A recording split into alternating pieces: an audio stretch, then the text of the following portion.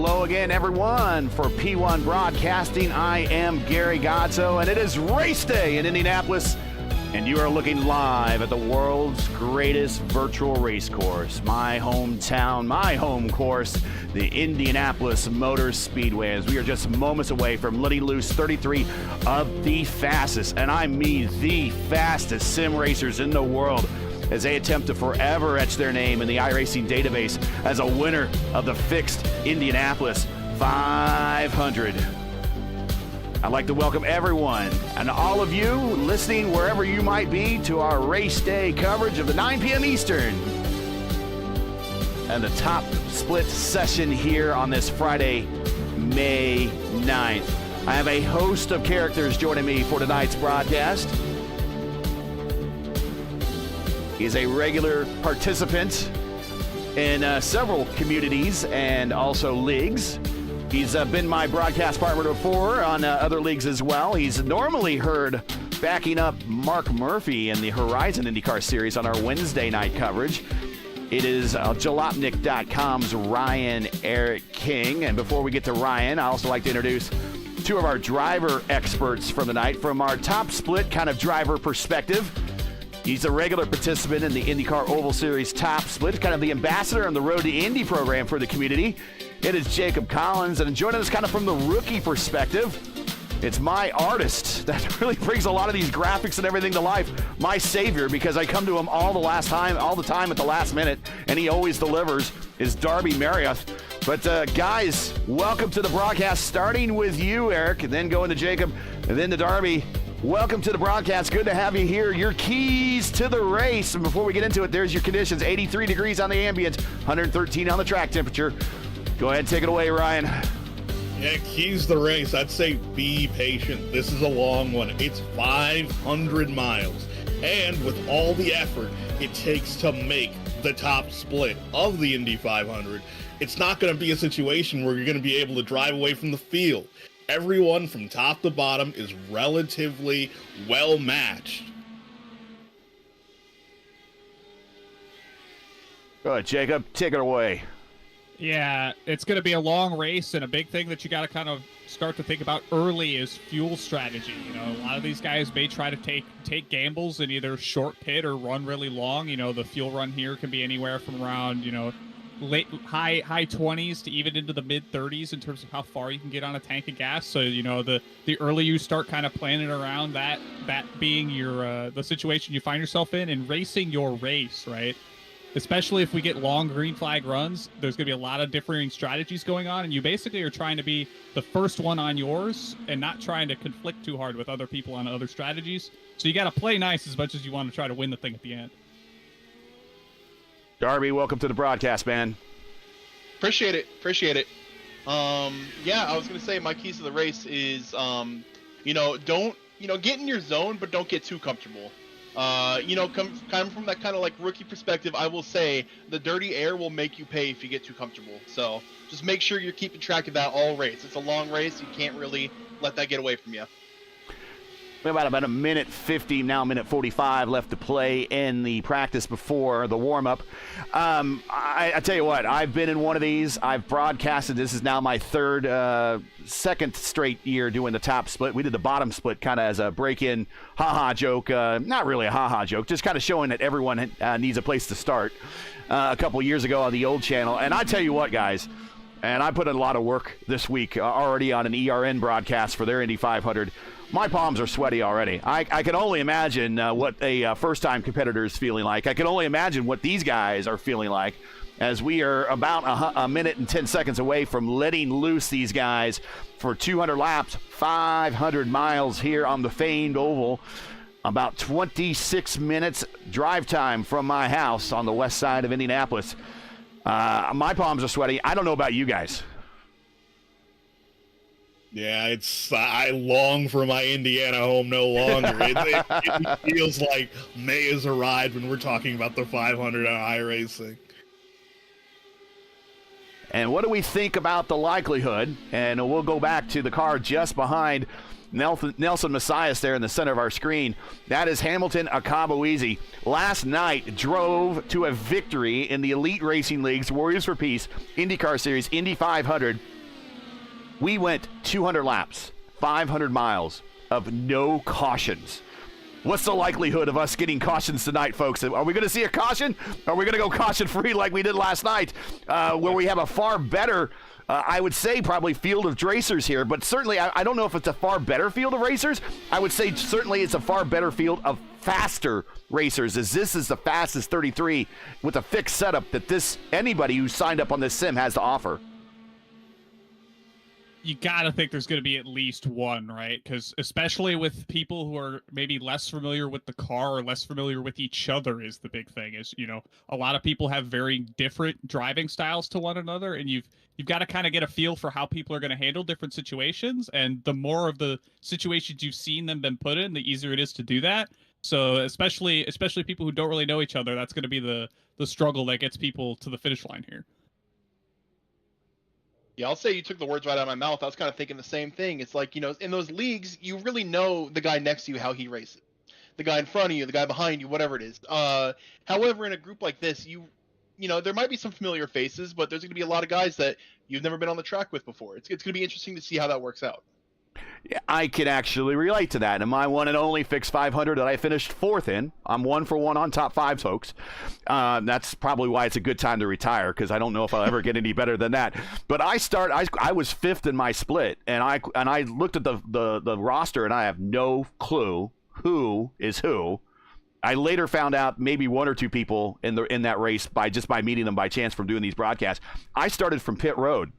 Going into turn 1, the car that would have started next to me wrecked and took out another car. I would have been next to him, so I would have not made my way around to that 500 mile that top 5 finish. So we are now rolling, and we will get today's starting lineup in.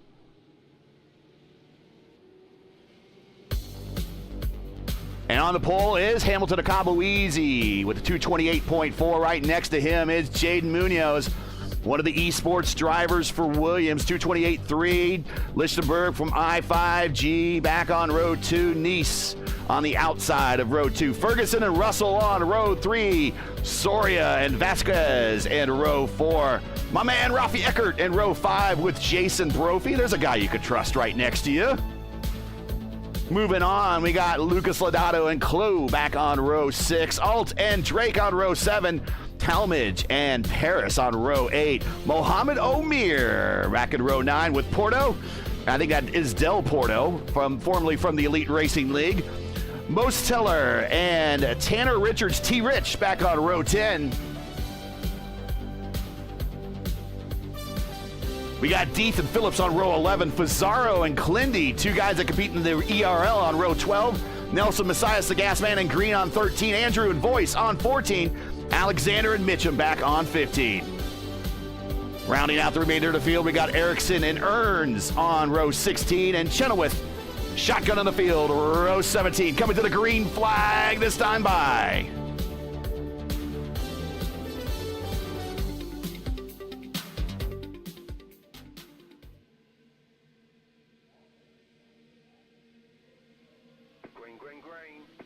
green flag in the air, and the fixed Indy 500 top split 9 p.m. time slot is live. Hamilton, Akabuizi, Munoz, Lichtenberg, Nice, and Ferguson are in the turn 1.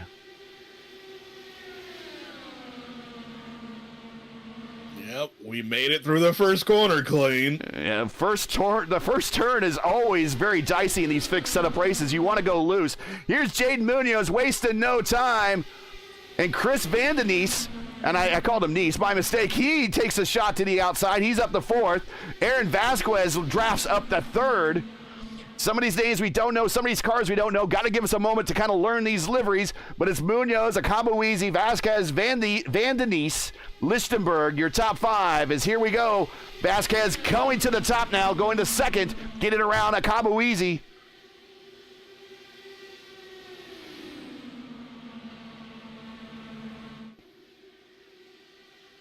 Everybody off 2, nice and clean. Nelson Messias, Mitchell, Ian Green. They were in the last pass for position. Here we go, a little bit further back. Seb Alexander trying to make his way through traffic. Right in front of him. As it feels like some of the drivers are trying to get their feet wet, others are taking the opportunity to just dive head first and get some positions. You got to get going while the getting's good. Brendan Clow to the inside of Jeff Drake. There's Drake, there's Lodato, Dylan Alt, Jarrett Talmadge, Mohamed Omir. That's a name that we know very well. He's in a, Mohamed Omir's in a, is that a Robbie Gordon 97 Indy 500 throwback livery? Sure does look like it. I think it is. I think it is. That is excellent. We are still in a big draft line. Your biggest mover of the race so far, there's not a lot of them. Most everyone's kind of up 2 spots. Not a lot of big movers at the moment.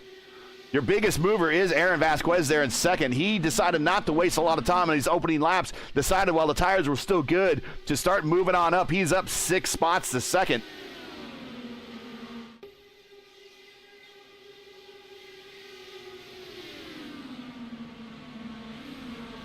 There's Deeth and Talmadge side by side in the 3. Okay, got sorted out. I got Deeth channeling his inner Joseph Newgarden, and I think Talmadge behind him is channeling his inner old school Scott Dixon. Here's Clindy taking a shot to the inside. Matthew Mitchum, purple lap that time by 2:16.5, as we're still kind of coming up to speed, lap 5 of 200. Thanks for joining us, everybody. We got 61 concurrent viewers. Thank you very much for tuning in on a Friday night. Here's Tanner Richards taking a peek to the inside in 3 on the Coke car, trying to follow up Scott Dixon.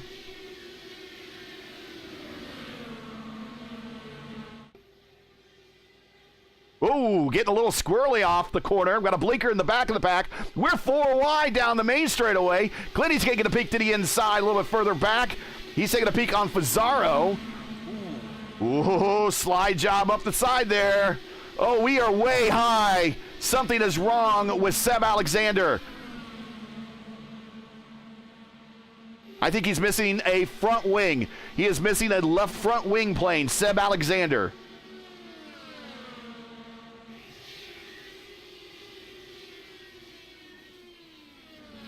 And I don't know when that happened. I'm not seeing. Entering 1, looks like Mitchell Green. Looks like there's just not enough room. That back right tire took off that wing. All right. Well, he's going to have to stop on pit road to get that taken a look at. Otherwise, he's just going to hemorrhage time in the back. Deeth and Ott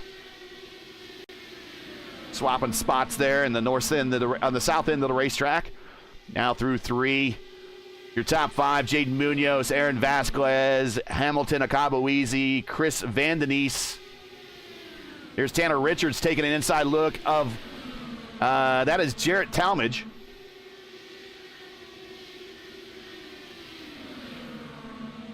There's Victor Del Porto.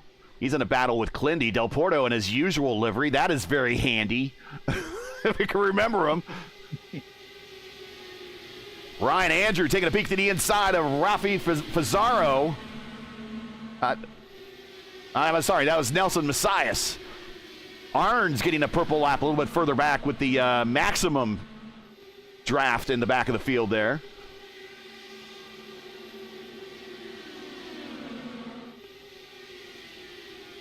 Tanner's not wasting any time, guys. He's now up to 17th. He's kind of been on the move at the moment. He's in the inside of Mohamed Omir and the Robbie Gordon throwback.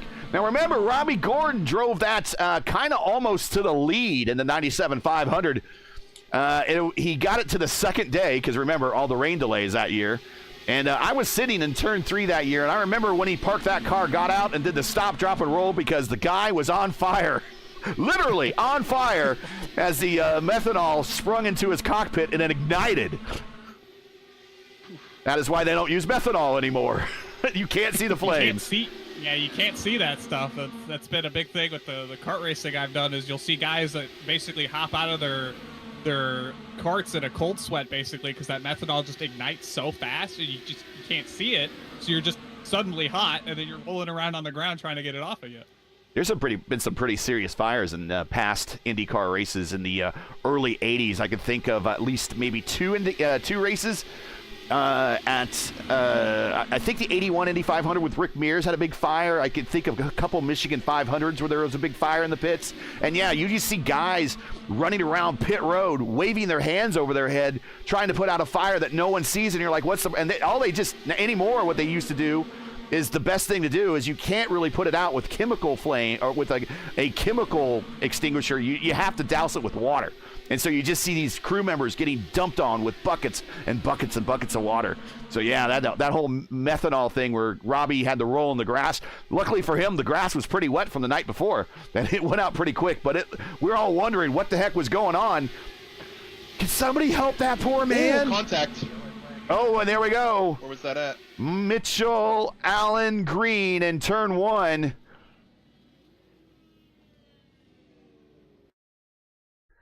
And we're going to go back a little bit further in this. This is an odd view. I think it starts on the front straight. Yeah, I think Fusaro. Oh, I think Fusaro. Oh, that's what happened. Fusaro cut in front of Mitchell, and Mitchell had to check up, and he got ran into.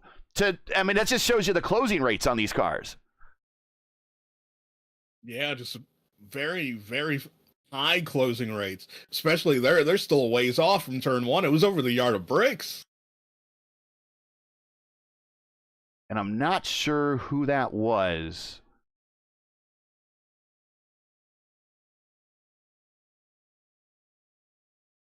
Okay, it was Matthew Mitchum in the Mosaic. I believe I've seen his team race with other drivers in the Formula Indy series, but let's go back and actually watch from his point of view. We might even watch this at full speed. We're at lap 12, where we might see a number of people come to pit road. It's still a little early, but we might see people further on back make that jump. But here goes Fusaro. He just slides in. Mitchell actually hit the wall. He kind of forced Mitchell to the wall. And, yeah, he kind of forced Mitchum. Had nowhere to go, and there was too much closing rate. Watch again. I don't think this is a lot of it's just racing. I'm pretty sure Mitch is probably not happy with Rafi right now.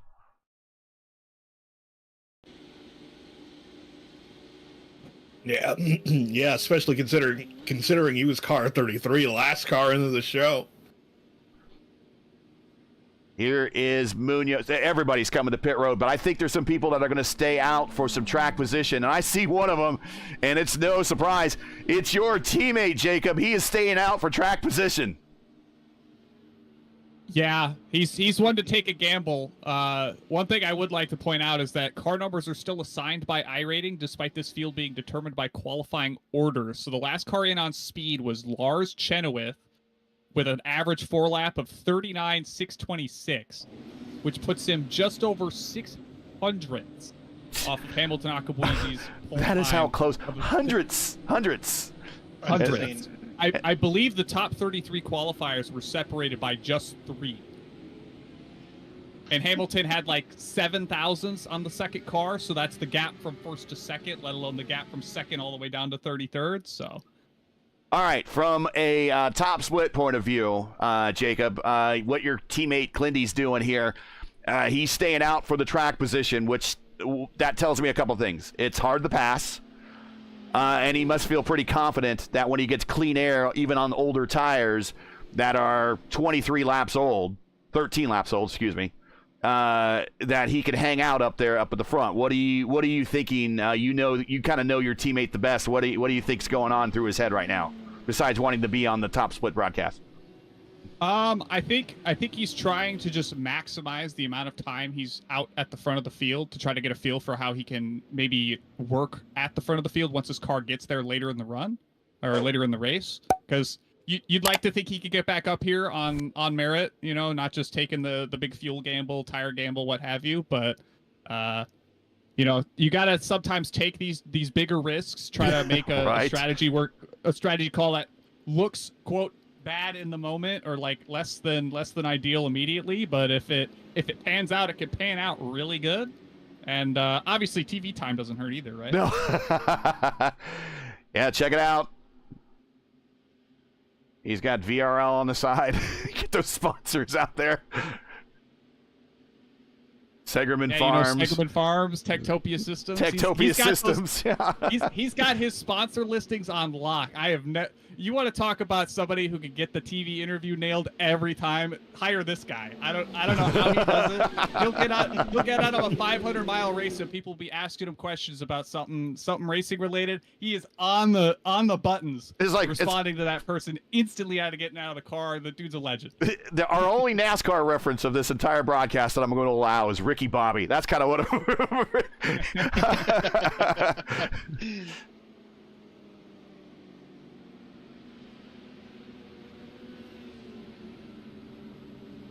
Weather update to 112. I'm actually kind of surprised. My top split, or not my top split, but I was in the 9th split when I did my fixed Indy 500 race, and we were like at 122 the entire race. I'm really I'm surprised on how cool we are because traditionally the past has been very, very hot temperatures for these races, and we're pretty cool right now. Pace car off, field under the command of Clindy. Here we go again. Going green at lap 15, and we got a couple different strategies as Brophy pulls out further on the back to take a peek in the inside. That is Soria he's trying to get by. But Clindy is our leader. He's going to have himself at least the lead through the max stretch. We'll see if Jaden's going to allow him to keep it very long. Right in front of the Riley Children's Hospital Suites. Down back on turn 2, down the backstretch, 5/8 of a mile. And Jaden, I thought he might get a run on it, but Jaden might just know that Clindy needs to come to pit road sooner rather than later than just try to save fuel off him. Yeah, that's absolutely what you've got to be thinking, especially for knowing that he's the only car to have taken this gamble, right? That may also change kind of the outlook you have on this. Is there's going to be one guy that pits at one point. You're going to let him break the air as long as possible, take advantage of it for as long as you can when you've still got him in front of you. And then obviously you may inherit the lead come the end of his cycle here. But one thing I do want to note is that I think iRacing this year learned a lot of lessons over the last couple of years, especially with these fixed cars at this track, that if you make it too hot, the field will get strung out a ton, which makes it difficult for a lot of drivers to get a grip not only on the car, but just get in the race in general, right? You want that experience of 3x3, the glory that everybody experiences in the real world. And when you've got it where it's just a little bit too hot, especially with the narrow window that the fixed sets tend to operate in, it's just really, really difficult to get that racing to be good. So them dialing it back to kind of the 110, 120 degree range fits them like perfectly in the sweet spot that a lot of these guys know and love. Man on the move at the moment is Rafi Eckert. I was talking with him earlier today. He was excited to be possibly making the top split, and he's putting on a good show. Up 4 spots to 5th for Eckert. Part of that leader energy squad, part of that core of Brazilian drivers that we see an awful lot. He is leading the effort right now for that team. He's in 5th spot, just past Brandon Lichtenberg. Brandon back to 6th. Alexander Russell in 7th. We saw Alexander win the top split Tuesday night here on the top split broadcast on P1. He pretty much dominated that race.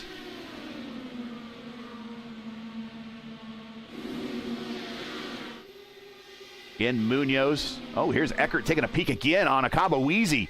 He's not wanting to wait, and he might go 2 for 1 on the inside of Vasquez. I think he surprised him a little bit, side by side to the north end of the racetrack, through the short chute into 4. Clear. Rafi Eckert up to 3rd. Now Jaden Munoz says it's time to go. Yeah, it seems like a lot of the leaders had a truce. Oh, here comes Rafi Eckert. He's going to go another 2 for 1. The Brazilian's in the lead. 4 positions in the single lap. He's got a handle of this fixed setup.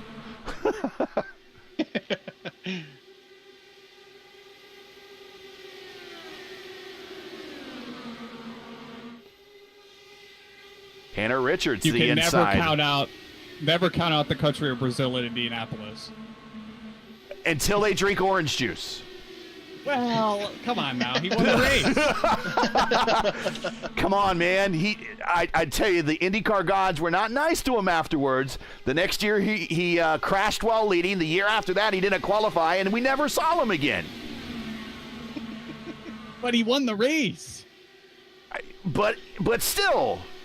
Immortality. Racing But still, that was it. We never saw him again.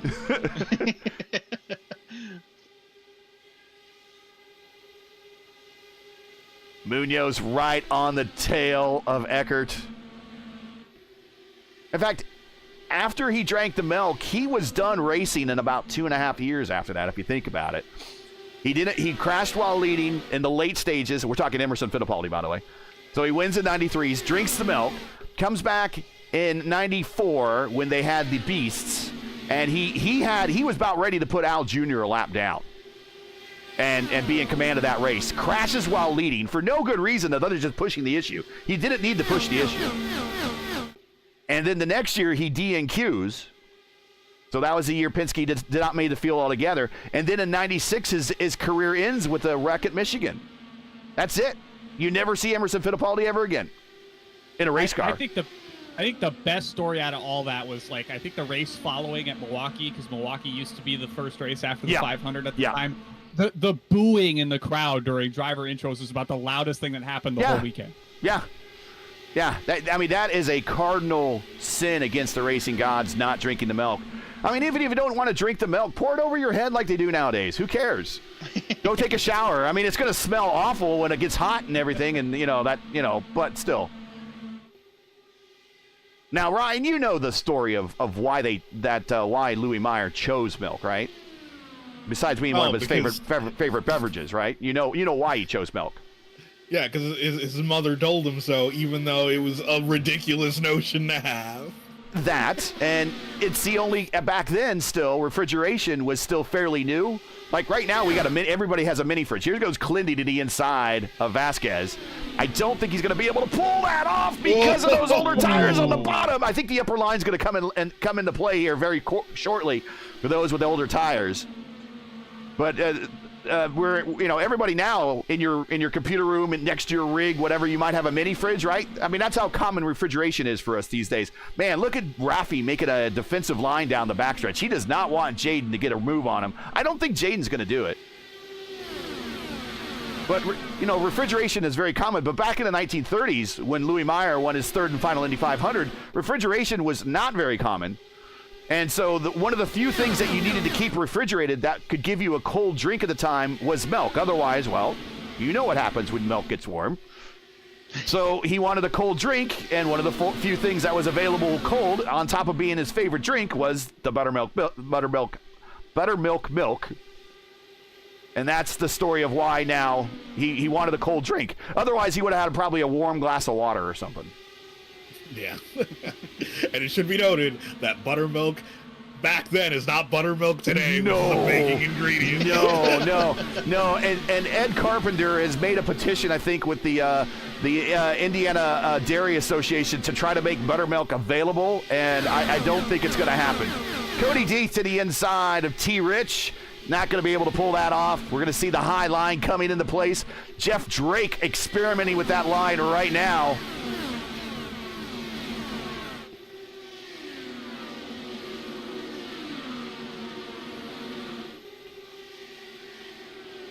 I am really surprised on how close this whole field is together. We have not stretched out.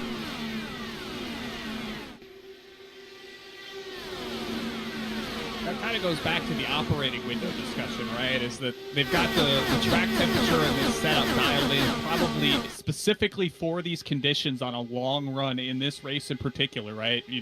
We kind of saw it even in the fixed races Tuesday night. You weren't able to get that far away from anybody just on pure speed, or even doing the snake, if you will. The people were essentially all over the track trying to shake each other off, and you just couldn't really do that classic pull away that you sometimes see. Just saw a tight moment there with Dylan on the inside of Mohamed Omir. He started to slide up. I'm telling you, that inside line is not the place to be now to pull off a pass. And I expect to see Clindy on pit road here very shortly.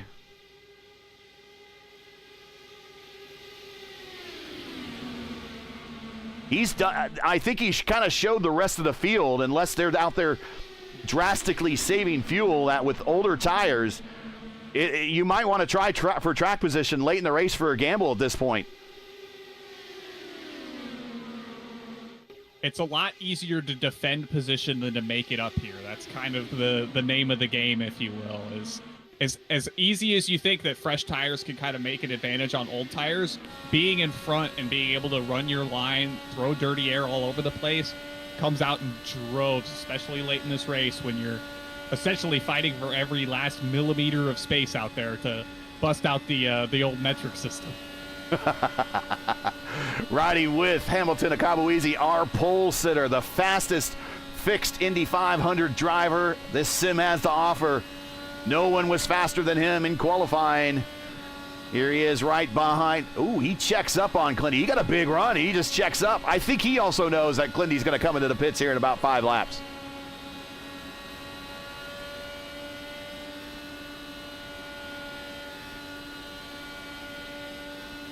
Right behind him is Alexander Russell.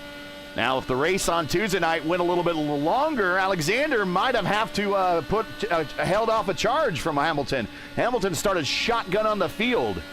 Last night at the ERL Indy 500, we saw that. We'll talk about that here in a second. And we saw that move in the back there. It's getting dicey back there. You've also had a move for the lead. Jaden Munoz takes the lead as Eckhart slips down the third. All right, let's go back and check that out. Akabuizi last night started 28th in the Elite Racing League's Indy 500, so we know he knows how to come from the rear.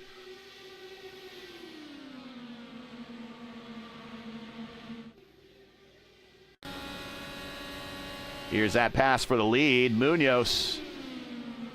Oh, wow. Okay, so Munoz started high, got a big run, caught a little bit of draft, cut down, and got a big run down the main straight and just clears him. And Vasquez, very opportunistic, gets the shot by as well. Clindy thought about it, but realized he didn't have the tires for it.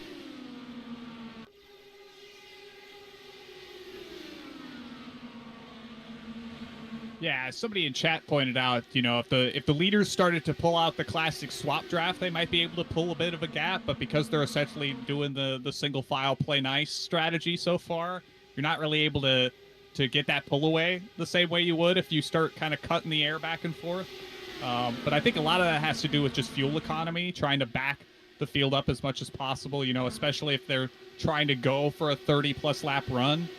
You kind of have to save all you can get from the drop of the green on your fuel stint. So it's definitely that trade-off of, you might be able to pull away just a little bit, but it's probably not going to be enough to get a huge undercut on the field when you come to pit. Bradley Erickson, an 18th spot, moves up 2 spots on that particular lap. He is our number 1 car in this split, and he is a man on the move. Up 13 spots. So, again, the lineup was set by speed, but the numbers are assigned by iRating. So this is your highest I-rated driver in the race is Bradley Erickson. I don't know if one of you could tell us what his I-rating is, but it's got to be up there. 79.58. What's that? 79.58. He's in the upper top 5%, right? Probably more than that. Clindy goes to 3rd now. Eckert back to 4th. When do we see Clindy make the turn down pit road? He has been out 31 laps now on the stint, stayed out for track position. Is it going to hurt him when he comes to pit road and he doesn't come out with anybody else to help him? Can he do it by himself? It's only going to hurt if it stays that way for multiple runs, right? Or if it turns into he's out there for way longer by himself than like the bulk of the fuel run, right? Because he's got a pit in the next 1 to 2 laps, Yeah. more than likely, unless he managed to get even another one under yellow, which is possible, but I don't necessarily see that being too much the case. You think if he maybe runs 15 by himself, that might be where it starts to become an issue, because you can really only run 28 full tilt by yourself, and that's probably being slightly generous, right? It's just that gamble you have to take if you're going to be essentially the only one that takes the huge risk of, I'm going to run the first tank longer than everybody and potentially be off the field for a while. Erickson, that's my big fear. That's my big fear with the conditions. Yeah. With these conditions, we're nose to tail basically through the whole field. We're really condensed down to one portion of the racetrack. And again, I just saw that there on the stream there. Erickson moves up one more spot. He's now up 13 to 18th position. T. Rich pulling out a line. He's going to try to give a little bit of a draft to Omir.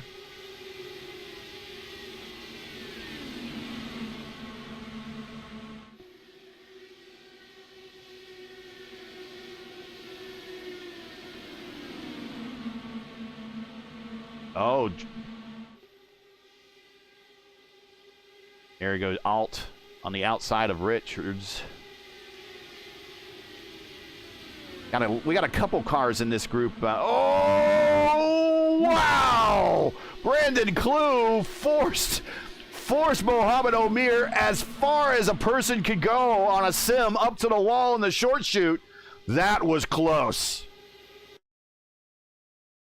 Check this out.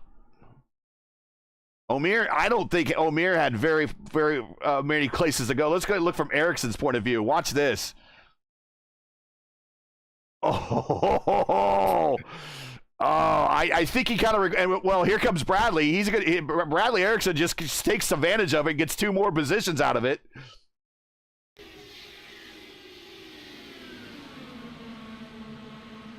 So we'll keep an eye on Bradley Erickson, up 15 spots to 16th. Remember, he started 31st. Russell taking a peek to the inside of Eckert.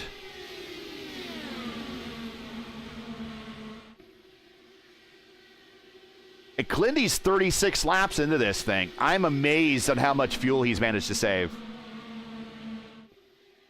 Clutch and coast. He might have even resorted to turning the engine off and kick-starting it is a thing you can do in these cars. They do not have onboard starters, so this is a very high-risk move to do. I do not recommend trying it because you basically have to keep the car rolling around 65, 70 miles an hour. Well, with the clutch kicked in to keep the car rolling enough to kick it back into gear when you start it back up again. Ask Mohamed Omir in 18th. He had it happen to him in a ISRA series race. He decided he wanted to save some fuel, clicked the engine off, and stalled on him, and had to do a tow back to the pits in a race that he was challenging for at the moment. I'm sure Mohamed wants me to remind everybody of that during this big split broadcast, but I'm just saying it's a good point.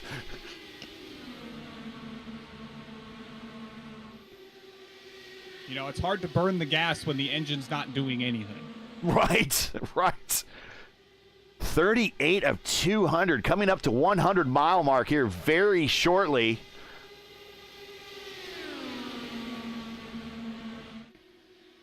And I think we might have just got the call that Kyle is pitting within either this lap or the next lap. So he was able to save a little bit more under that caution we got, but only so much, right?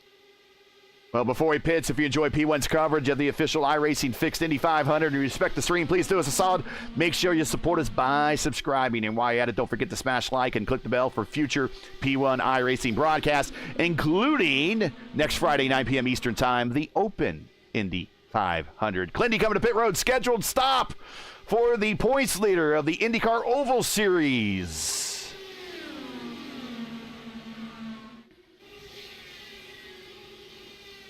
And we need to get a better camera angle on him from the pits here. There we go. Up on the Jack's new set of tires, full tank of Speedway fuel, and down and away. There he goes. We do have one retiree, Ian Green, Mitchell Ian Green, still on pit road for an extended stop. Matthew Mitchum has actually disconnected, and he's retired in 32nd. I think Green maybe has hopes of maybe getting repaired and coming out, doing a couple laps and moving up a spot, but 32nd and 33rd are effectively in pit road. Rafi Eckert coming to pit road for a scheduled stop. It's a little early for Rafi, 27 laps on this stint. Maybe he's going to attempt an undercut. He's going to slide into his box up on the jacks. New set of tires, full tank of fuel. We'll see where he pops out. You know what? He might pop out. He might pop out around, I don't know. No, he's going to beat out Clindy. I thought he and Clindy might be able to work together now.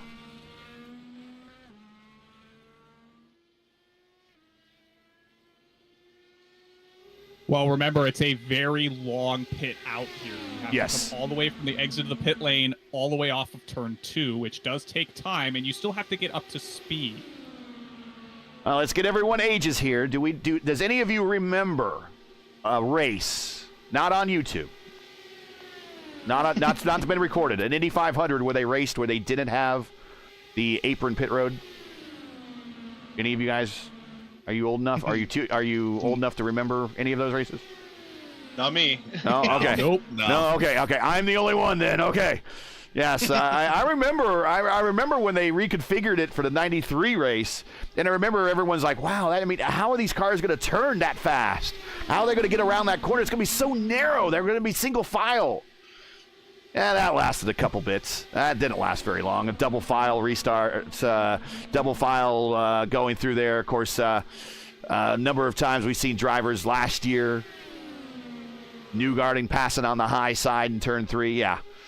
And then on top of that, you kind of throw that little bit of a safer barrier there, which eats up a little bit more of that corner. You thought, how are they going to get through there? Yeah, they managed. Yeah, like the only thing that's really changed is you really can't run it, say, below the white line on the inside corner. The Andretti line is pretty much a thing of the past. Oh, yeah. Clindy, purple lap at 220.7 by himself. Although he is within the draft window and envelope of Rafi, so he's going to be on Rafi here in about 2 laps. And then they could work together. And I think these two might be savvy enough that they could do that together. Yeah, it'd be beneficial for both of them. So iRacing, if you're watching, and why would you be? I don't know. But iRacing, if you're watching, I would love for you to go ahead, since you've brought us the iRacing Super Speedway, which is not a Super Speedway that requires you to scan it. Can you possibly configure or tweak Indianapolis to remove the apron for us and give us the old configuration? That would be cool. Yeah. If there's anybody in chat that agrees, go ahead. Say you'd like to see the old Indianapolis Motor Speedway here. I don't think we need to go back as far back as bricks. That might be a little too much. But I would love to see the 92 and prior configuration of the Indianapolis Motor Speedway. Meanwhile, up front, lap 45, we are past the 100-mile mark. It is Vasquez, Munoz, Akabuizi, Russell, and Lichtenberg, your top 5. Daniel Ferguson. Now, I want to talk about this guy. Last night, he finished on the podium at the Elite Racing League's Indy 500. He started from the back of the field. He started 25th, as a matter of fact. He has a 9K formula rating, guys. And I said, watch this guy, and he did exactly what I said he would do. He raced from the back to the front and only finished 3rd behind Akabuizi and Robert Maleska. Only. Not a bad race. Not bad at all. Not a bad race. So watch this guy. I expect to see him continue to stay at the front. And the great thing for him is he started up front in this race. He started 5th. So he doesn't have that long way to go. We got people on pit road. Yeah, it looks like Seb Alexander dropped in for some fuel and tires. However, I believe the other car that was in pit road there had some damage. They're missing part of the front wing. That's Nielsen Messias. Oh, Nielsen Messias, the gas man. The man who won a top split race here on P1 on fuel strategy at Dover, of all places.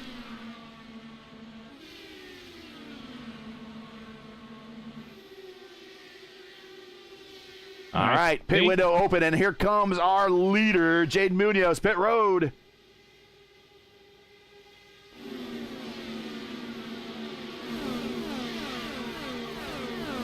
Scheduled stop. Jaden went 34 laps on that stint.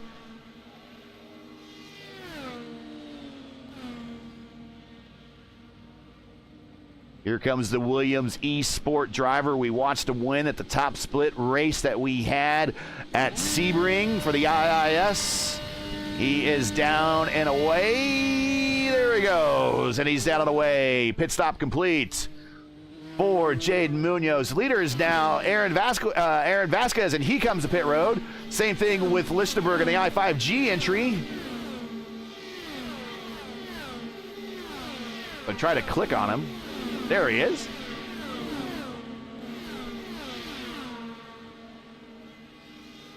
Jose Soria also on pit road. Tanner Richards, T-Rich hits his spot on pit road. Scheduled stops for everybody. 35 laps for most of these drivers. That's a pretty good stint. Yeah, and a good sign for Ackard and Clinworth. Munoz came out of pit road behind them. Alexander in the satellite racing entry coming to pit road. Number of cars coming to pit road. Mohamed Omir locking him up, getting squeaky there, and he closes a lot of space on Ericsson. Bizarro locking up his wheels a little bit too. Seems to be okay. I don't see any black flags.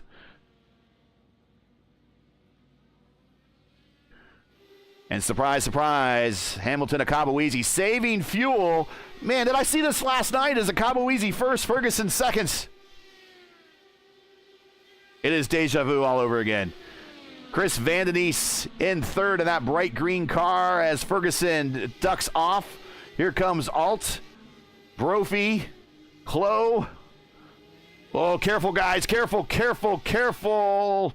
We don't want to pile up here at the end of Big Pit Road. Del Porto last in line there. All scheduled stops. And now here comes Akabueezy behind. That is Bradley Erickson, the number one car. So he's going to be able to draft off him. Maybe extend this run a little bit. All those that pitted on lap 13, the only ones remain are the top four. That is Akabueezy, Nice, Lodato, and Arns. And two of them pulling off right now. So that'll turn the lead over to, if he stays out, no, it's Lodato. Lodato's coming in. And Arns is, I think, out of gas. He's on the apron. No, he just must be very close, and he had no choice but to go to the apron. Oh, he's dead sticked. He's dead stick. Oh, no. Oh, no. He needs to hit his marks. Otherwise, he tows, and that's going to be critical. Okay. He nailed it. He nailed it.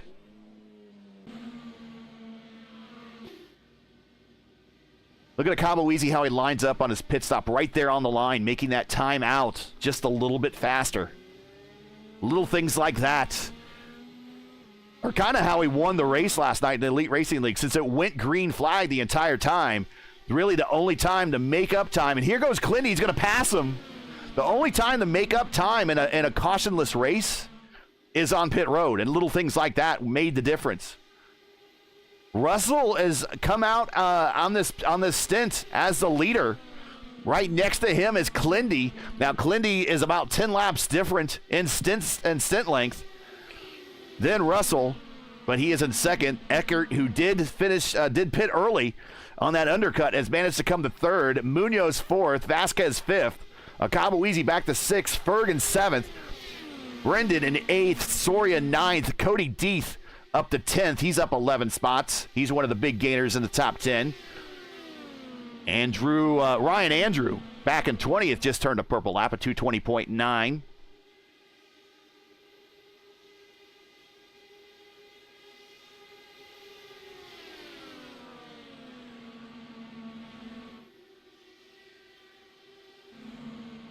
There's Jason Brophy getting a pass on Chris Vandenise. Been a quiet race for Brophy. I expect him to be there at the end. That's kind of his MO.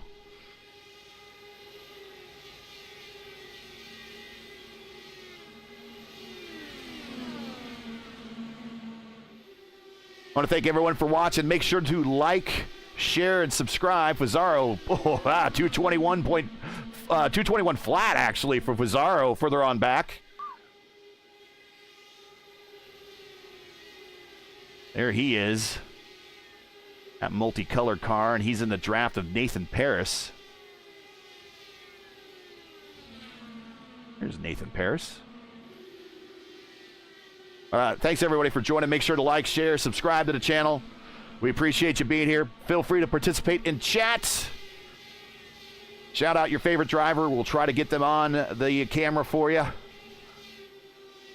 If you have any questions about the anything about the top split races, you can ask those too. That's what we got Jacob here for, besides being a very fast driver in these cars. He is our top split expert, and also he's kind of our ambassador of the Road to Indy program. If anyone's thinking about getting into one of these cars, getting one of these races a shot, you might want to try one of the lower formulas. He can tell you all about that. If it gets too boring, we'll start talking about IndyCar news, and that's when Ryan and I will start taking up all the talk time. Darby, have you seen anything? I mean, what do you think about this on the rookie point of view? You haven't made your race yet. I'm assuming you're going to at least try one. What are you thinking so far? And we're 56 laps into this thing. What do you think?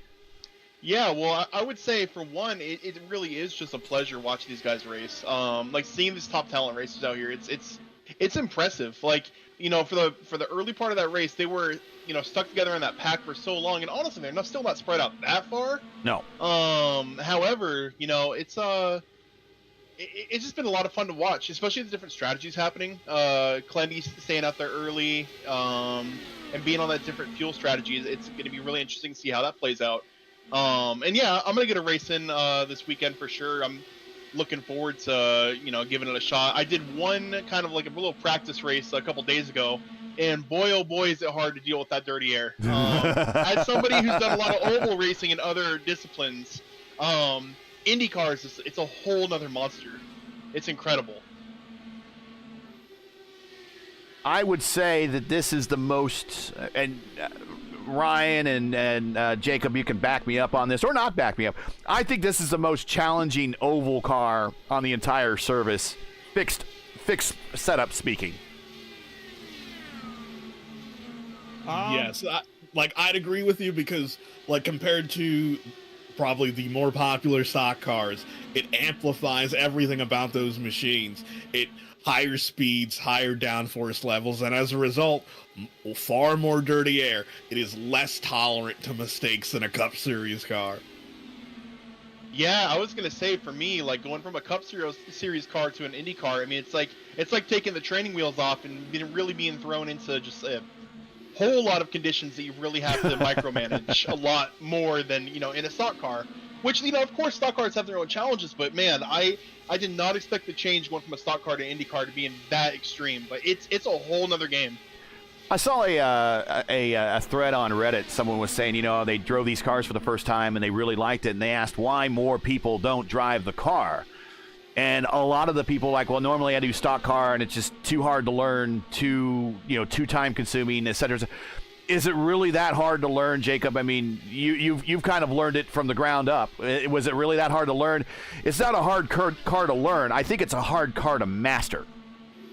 I think it's a bit of like, where is your background and what are you looking for in race cars, right? Like a lot of people are more comfortable when they have, like, you know, some fenders to work with. They can get closer to the cars in front of them, not have to worry about things like, you know, the aero wash and having to manage just putting your car even on the right position relative to other cars. It's not as much of a concern when you have full-bodied stock cars, you know, your Cup Series cars and everything else that they've got on that side of thing.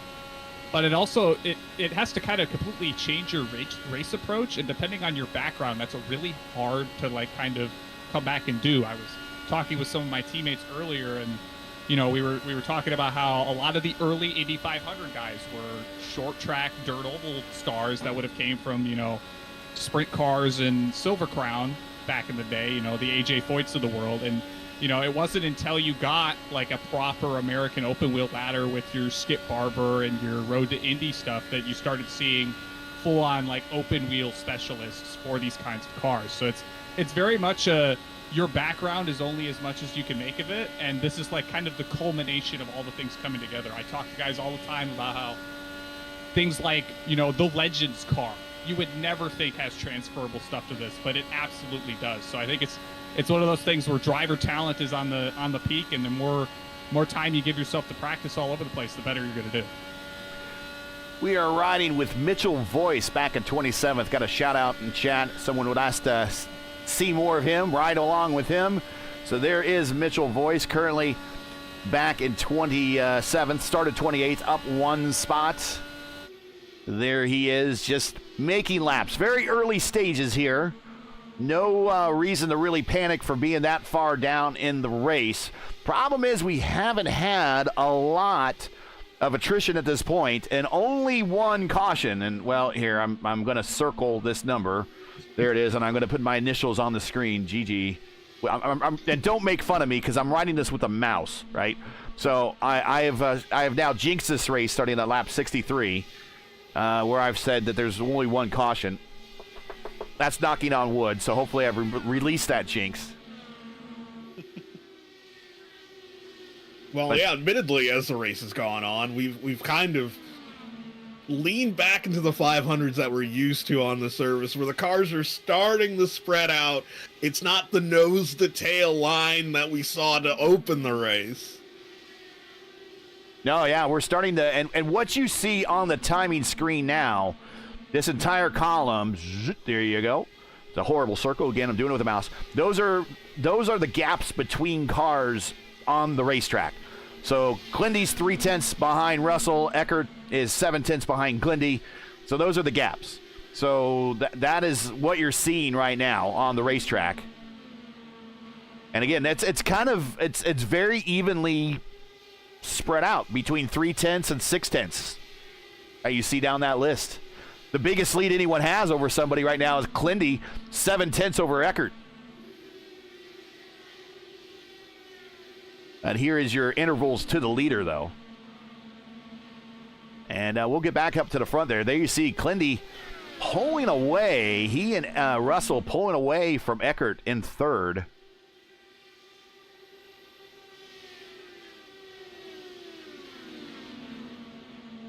Some of that stringing out is the varying pit strategies, right? We've seen, you know, Kyle and Raffi kind of get up to the front here and are still sticking relative to the front of the field. Obviously, Russell's kind of sliced past them, but, you know, it's going to gap the fields up depending on where you come in and come out of the pit.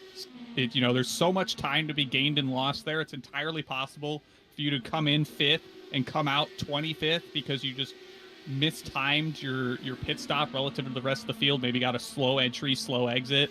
You know, a lot can happen in those that, you know, roughly half a lap that you're taking to come through the pit lane, make it back up to speed, get out to the field. And it's a risk, right? Every time you come to the pit lane, you have to kind of hope that there's going to be a car you can latch onto and get some draft off of it, save fuel, maybe do some swap drafting to catch the rest of the field.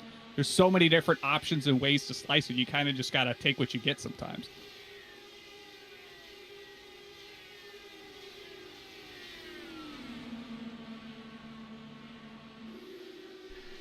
We're at lap 66 of 200. If you're just joining us, this is P1's coverage of the 9 p.m. time slot of the top split of the fixed Indy 500 here on iRacing. Your leader is Alexander Russell. He's up 5 spots, started 6th. Currently second is Glindy. Kyle Klindworth is second. He stayed out on some track position strategy on our first caution of the day, right around lap 12, lap 13. He is currently up 22 spots to second, started 24th. And he will be coming to pit road very shortly. He went a remarkable 39 laps on the first stint. That's almost 100 miles. You don't see that very often. I mean, that's right there, even with the caution in there. That's Rossi territory of saving fuel. He's getting his money's worth out of that Shell 100% renewable ethanol. they're putting in these bad boys these days. He likes his corn farming. Let me tell you, if the whole family in Minonk is watching the Segerman Farms, shout out to you. Make sure to say hi in chat so we know you're watching. Ooh, Rafi got a little squirrely. Almost up in the wall there in 3. And you know, someone we haven't talked about in a while is Seb Alexander. He got some wing damage early, opted to not pit. He was as far back as roughly 15, 20 seconds off the field. Finds himself running 20th, only 9 back now. It's the things like that, those long-term decisions that have huge risk. He just as easily could have gone the entire green flag run there, gone a lap down because of that broken wing, but was able to get back in it because of that early yellow, is running essentially in the middle of the field now and can make advances towards the front of the field because he opted to just say, you know what, I'm not going to be able to do anything whether I pit or not, so I might as well take the biggest risk I can and see if it pays out. Well, and he's net gained. He's up 9 spots from where he started. Plus, he has a new wing to boot. He's in 20th spot, started 29th in this 33-car field. Taking a look at the pit windows, I see Clendy went into the pits on lap 39. Rafi Eckert went in on lap 40. I'd imagine it'd probably be conducive for them to try to go in at the same time, yeah? Well, and I think Rafi actually came in a little bit early. I think he was trying to undercut some people. So if he does, he may more than likely, if he does, that's probably a good partner to come in with is Clendy. But if he does, he might actually be able to jump Clendy because I think Clendy's getting a full tank of fuel, whereas I don't think Rafi's going to be at 0% fuel or 0 tank. I think he's going to still have a little bit left in the tank if he's hitting certain numbers. I don't know. Some people are on a strategy where they're going to pit, like we saw drivers last night in the Elite Racing League that said, I'm going to stop every 25 laps. And for one of those drivers, that bought him a victory in the last Indy 500. But pitting every 25 laps. Yeah, and as you say that, Clendy on the radio, he's coming in this lap. All right, we're going to watch Clendy coming in this time. Scheduled stopped at 31 laps on that stint.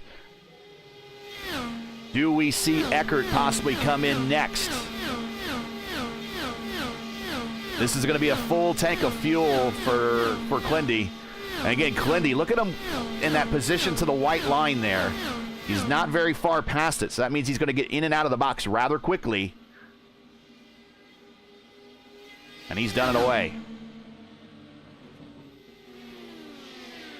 So now you're leader by a second, and he is about a half a second away from breaking the draft envelope of Eckert. Behind him is Russell.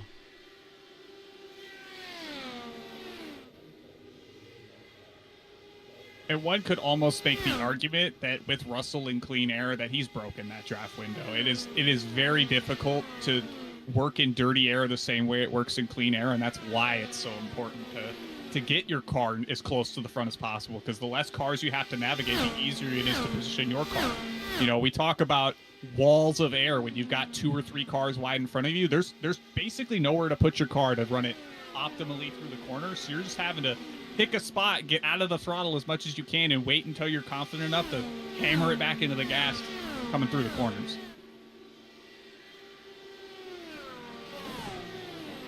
All right, there he is. We thought he would come in soon. Rafi Eckert, scheduled stop.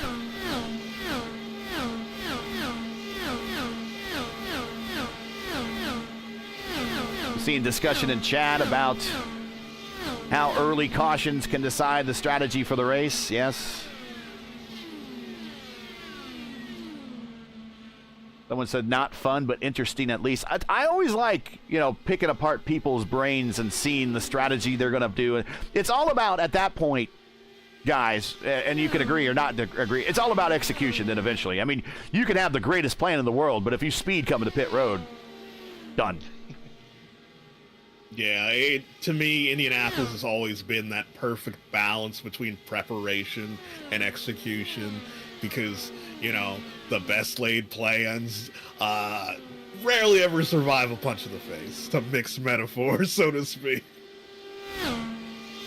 And on that exit, looks like I was going to say real quick, looks like Rafi Eckert and Clendy are going to hook right up. Yeah. There they are. Now, I mean, very rarely does a driver get a chance to come back from a mistake.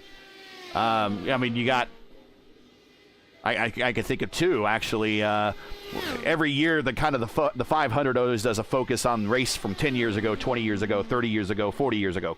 This is the 40th anniversary of the Spin and Win, believe it or not, everybody. If you're my age, you remember that. I remember listening to it on the radio. That was, and then you had to see it to believe it later that night in Indianapolis when you saw the race on tape delay.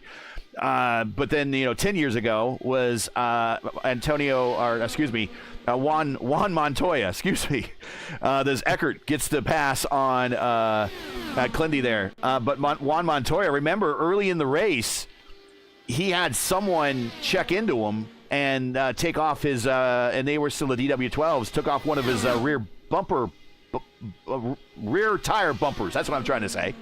And so he had to come to pit road. He fell all the way back to, at the time, 32nd or 31st. I think there might have been one or two retirees by that point. So he had to fall back to the end of the field, and he drove himself all the way back to the front and won that race. And, of course, you don't have to go back much further than 30 years ago, believe it or not. It's I can't believe it's that long now. When Jacques Villeneuve won, he went 2 laps down on a penalty and came back and won that race. Yeah, I jokingly refer to that period during the mid-90s where Jacques Villeneuve was the baddest man on the planet.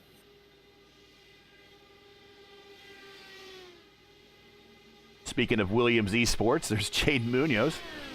There's former Williams driver, Jacques Villeneuve. It was hard to believe. Another stat I learned, and we were talking about this during the Indy GP broadcast earlier today here for the IIS, that Jacques Villeneuve's car and Buddy Lazier's car, they were both 95 Renards. Up until the acquisition that the museum made of all of the Ganassi cars, those were the newest 500-mile winter cars they had in the entire museum there. Wow. Hard to believe. Yeah, hard to believe that. Oh, Russell locks up big time. Coming to pit road. Oh, and after we just had that long chat about execution. Yeah, watch this. We're going to go back, and he's trying to hit that line at as fast of a pace as possible. Watch this. They just bite all of a sudden. He gets to that pit limiter button right at the call. Whoa. If I tell you what, if those wheels would have bitten, he would have turned right into the wall. Oh, yeah. Kind of, that was Stephen Wilson, right? To 2021 Indy 500, I think he did that on pit road. I was like, how does Gary remember that? I don't know. Don't ask me. No, the one I seem to remember was maybe Sage Karam 2014. Yeah. I don't know if that was coming to the pit lane or during practice or what, but he just absolutely slammed the inside wall coming to the pit lane.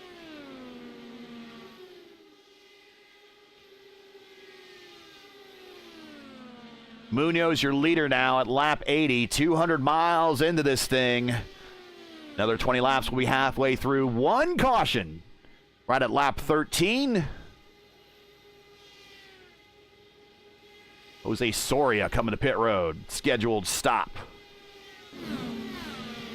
And the great thing about all this green flag racing is that these stints click by so quickly.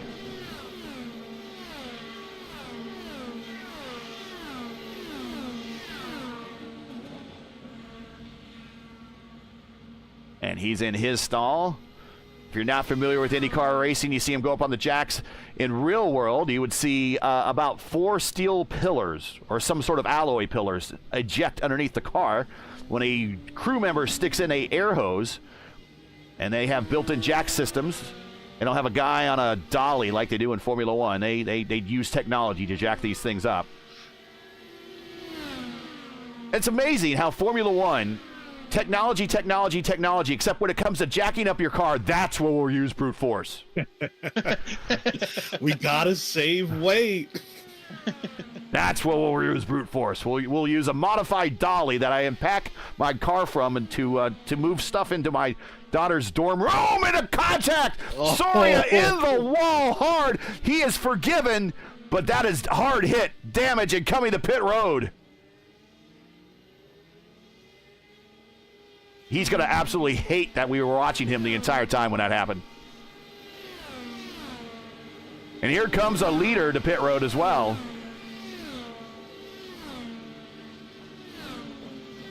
I think that might be day done for Soria.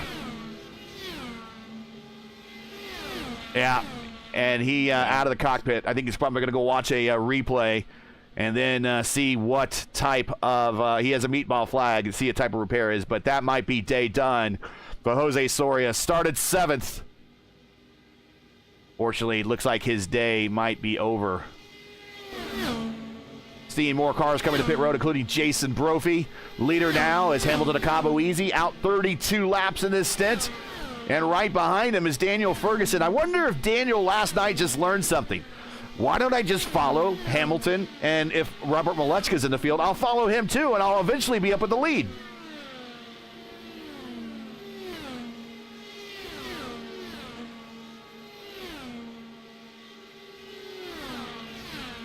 As far as I can tell, it's not too bad of a strategy. No. If there's any car worth following, it's probably one of those. They both pitted last on lap 52 and 51, respectively. They are 33 and 34 laps, respectively, into their stints. Brendan, 221.1. Shout out to anybody that could be watching our stream and his stream at the same time. The Hyperstar is right now on the move. Out of his, there we get him on the cam here. Here he is. Currently started third, is in 15th. He's got Glenworth in tow. And again, if I had to follow somebody, I think I follow a 5.5G car. Well, in case anybody forgot, it's Indy 500 group. They were made for this race. And he sets another purple lap, 221.6. Clindy's in tow. Clindy must be liking this. Yeah, the I5G, that's what the Indy 500 group, that's what it stands for. And they have a ton of wins in official and league racing here. We're going to reset the field here momentarily after this round of pit stops. Once Cabo Easy and Chris Vandenese also staying out long. He's out 34 laps. Ferguson out 34 laps. Ferguson on pit road right now. And he'll reset the field. Daniel Alt also coming to pit road. That will turn the lead over to Jaden Munoz.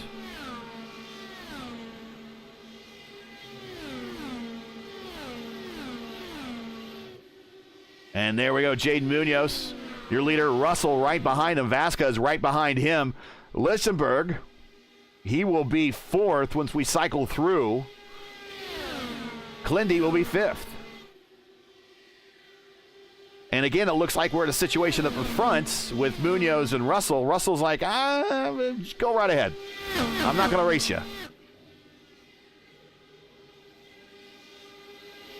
Fastest game of chicken on planet Earth. Can we use that one? Yeah, I don't think NHRA has any claim on that, do they? Oh, dear. Probably not. I hope not. I mean, maybe the game of chicken is the ET. What do they call it? The RT time? Trying to hit the lights. That is the most lamest argument I've heard between racing series, that NHRA is all upset about that. Who cares? It's just a tagline by Fox. The Bonneville Salt Flats would like you to know your location. I mean, I don't know.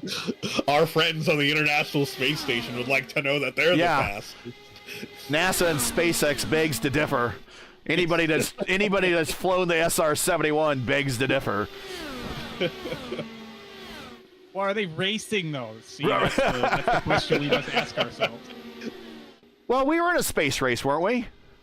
Yeah, we're still in a space race with our friends in China.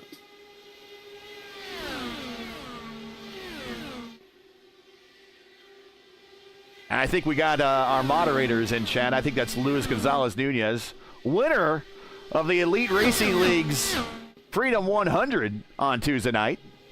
Congrats to him. Here's the perfect time to slot in the iRacing. Give us the Indy Lights Indy NXT car. We needed that thing 4 years ago. Where is it? And we're still rocking the PM18. Yeah, we have essentially what constitutes the second and third. Oh no, we got a car on the wall on the backstretch, and that's heavy Rafi crash. Eckert. He has pounded the inside wall, very similar to what we saw Scott Goodyear do in 95, and he is down and done. He is out of this race. And let's see what happens. He is racing Mohamed Omir. Mohamed on the inside. He goes wide in the turn 2, and he just runs out of room here, and he smokes the wall right there, pounds on it to the inside, and this is the hit that does the damage right there. No caution, but wow. I think I saw the exact same thing from Cody Deeth in the warm-up session. You just get slightly too high up in the corner, and you normally can tell when you're just focused in on trying to get out of that wall. But every once in a while, it'll catch you out and eat you. And a lot of times, it really upsets the car, maybe knocks the steering out, and that'll just send you into the other wall, and day done. Yeah, if you're up on the high line especially, and we're riding with Russell. Russell's been playing in the high line right here because he gets that clean air, then he cuts down. But when you're riding that high line, guys, you could talk about this before, because I know on the old tire model and the old Indy track that you and I both did our 500s on, Ryan, that high line was very OP there toward the end. But man, you run out of space really quick on corner exit if you're not watching it. Yeah, you weren't on rails per se, but you really needed to be ahead of the car, because by the time you're heading towards that outside wall, it might be too late to make a course correction. Yeah, we've already talked about the closing rates on these cars. In the real world, they like to say a football field a second. Maybe that's what we're doing here. Maybe a little more, maybe a little less, but still at 215 miles per hour, according to our speedometer here, 218 into the corner, 215, 213, 212 on exit. I mean, when he gets to 220 plus at the end of this backstretch, you just don't have, if something happened to Jaden where he has the lift, it's like hitting an air brake. I mean, you don't even have to hit your rear brake. Real brake. That's what I'm trying to say. Real brake. There's so much downforce with these cars. The second you lift, it's like hitting a brake, and these cars will be on top of one another in a heartbeat.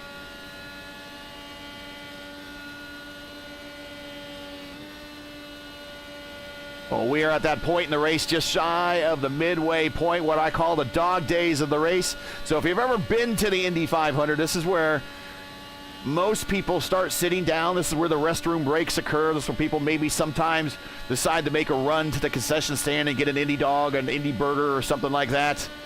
So if you're at home, now's the time to go to the fridge.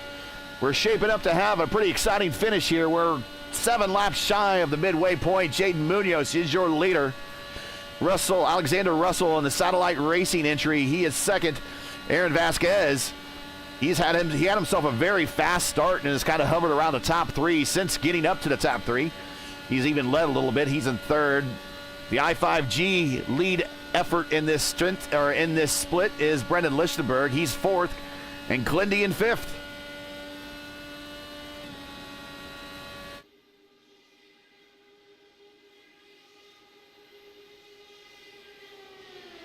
Currently 29 cars on the lead lap. Soria is back making laps, folks. He has repaired 5 laps down.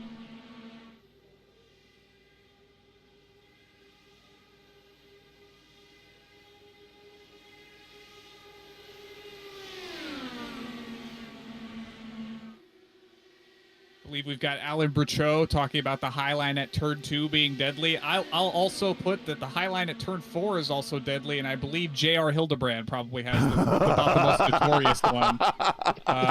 Shout out J.R. and that National Guard number 4 car. That thing's so iconic in my brain just because of how many times you've seen that. You got to feel for the guy. I was at that race, and I was asking myself, why is he passing Charlie Kimball at this point in the race? Why didn't he just get in line? I mean, he wasn't being threatened by anybody. It is 100% a rookie mistake. And he was a rookie. But who better to luck into that one than Dan Weldon, right? Right. Just given the context of everything that happened the rest of the year. Helping bring the action to us today, Techtopia Systems. Techtopia Systems is one of the presenting sponsors of the Tuesday night top split here in P1. They're also helping us bring you the action here in the top split of the fixed Indy 500 as well. Techtopia is where quality and affordability go full throttle. From custom rings to powerful pre-builts, Techtopia delivers top-tier performance without all the sticker shock. We're built with premium parts and backed by a team that really cares. Every system is tuned for gaming greatness. Techtopia Systems, built right, price right, game on. To learn more, check out their website, techtopiagaming.com.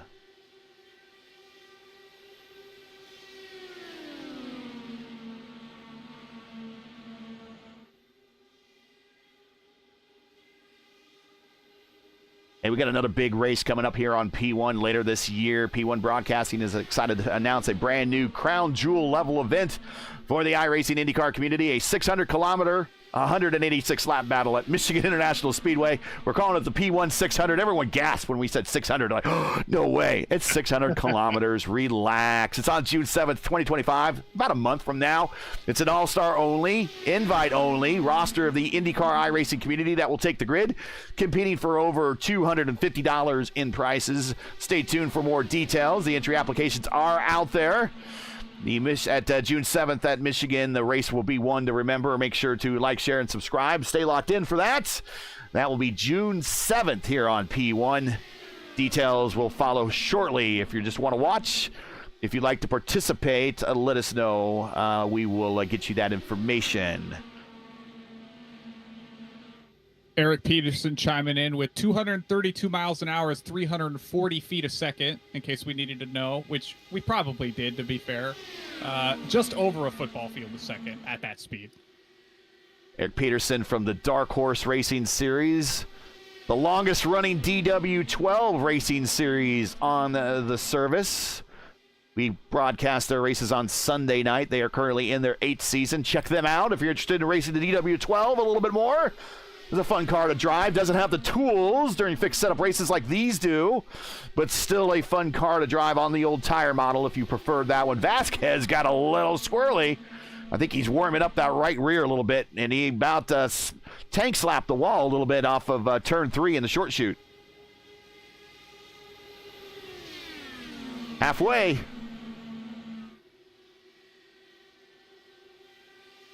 And now the question we're asking ourselves is how much fuel is Clindy saving as he's on that alternate strategy, and he is coming to pit road anytime now. He went 32 on his last stint. We've been all green since then. I expect at least 32 this stint. He's at 28 now. And let's see if we can do the math on him. If we just say he does 30 laps, so he'll be coming in here shortly, so he'll be hitting at 132, 162. He's going to have a late caution. He probably needs a caution here to really help him out. He got the track position. Now he needs a caution to give him the track position. If that makes sense. Yeah. Yeah, if it stays green, it's going to be tough for him. I mean, he has a strategy, though. I mean, if something happens here, he's going to be in a good position. But, yeah, it's looking a little rough. And I hate to say this, but, I mean, you could kind of forecast these things out. These cars are pretty predictable in terms of what you can do for a stint. We've had these cars for so long that, you know, the numbers don't really change. And if you could do a lot of fuel saving under green flag conditions, I haven't really seen much more than 35, 36 under green flag conditions. When you throw in a caution in there, we saw Clindy almost get 100 miles, which is 40 laps to a tank. But under green flag conditions, it's very impossible to do 40 laps on a tank here, full burn, or even at speed. Let's say you dial it down to engine map 5. You're probably losing too much time at that point. But it's Depends right on around where you are in the field too. Yeah, and it's right around 30 laps is kind of what you kind of expect. Your baseline number for a stint in these cars is 30 laps. So if you just do the math, if Clindy comes in here in the next lap or two, so we're at 133, let's say he's coming to pit on 134, then he's going to pit at 134.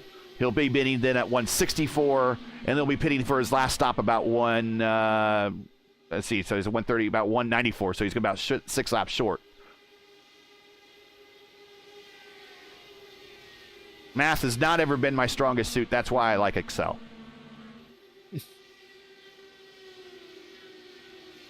And we'll see if Clinty makes that turn to pit road. There it is. Scheduled stop for one of our earlier leaders on an alternate strategy. Coming to pit road. No black flags, not speeding. Of course, this is also the point in the race that mistakes happen. I call them the dog day laps. It's not only kind of boring for some of the people in the stands where they want to go for the restroom breaks or a concession break, but sometimes, you're driving these things, Jacob, for such a long time, and your mind just fades. You just blank, and the next thing you know, you're smacking the wall off of turn 3. Oh, absolutely. It's one of those things that you start getting into too much of a rhythm. Yeah. And you kind of forget that the track kind of jumps out at you. We talk about it in a lot of places, Gateway in Iowa, for example. You start getting into that rhythm, and that wall just kind of pops out that one time and gets you, and that's all it takes to end your day. Yeah, that's where the practice reps really do come in to help to try to build that muscle memory. So if you do enter that zone, that fugue state, you just start taking off laps, and you don't really have to worry about it too much. Well, that's what I also say, where people that have people working on the box for them, right? I'm using air quotes, but be the guy in the chair behind the computer type, that guy. If you can have a spotter here helping you in this race, that's totally legal, and they can help you run data. They can suggest changes. You can help change strategy. They can run the math. So all you have to do is focus on driving. But some drivers like to have that other sound in their ear just to remind them, okay, you're doing a good job. Keep hitting your marks. Yeah, exactly. That's sort of part of an engineer's role in real life as well, to keep the driver engaged, make sure that they stay focused. Like, sometimes just being a bit of a distraction helps. We don't want to be cutting jokes during these, although I know some of these drivers do some of that. They can do that.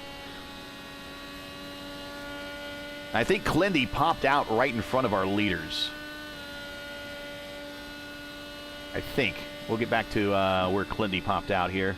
Roddy with Brendan. Oh, Brendan gets right down on the concrete in turn 1. He is getting by far amongst the everyone who's driving right now. I've been noticing he's about the lowest. You can't get much more lower in the turns other than grabbing the grass. You don't want to do that. No, not at all. That's how you end up in the outside wall.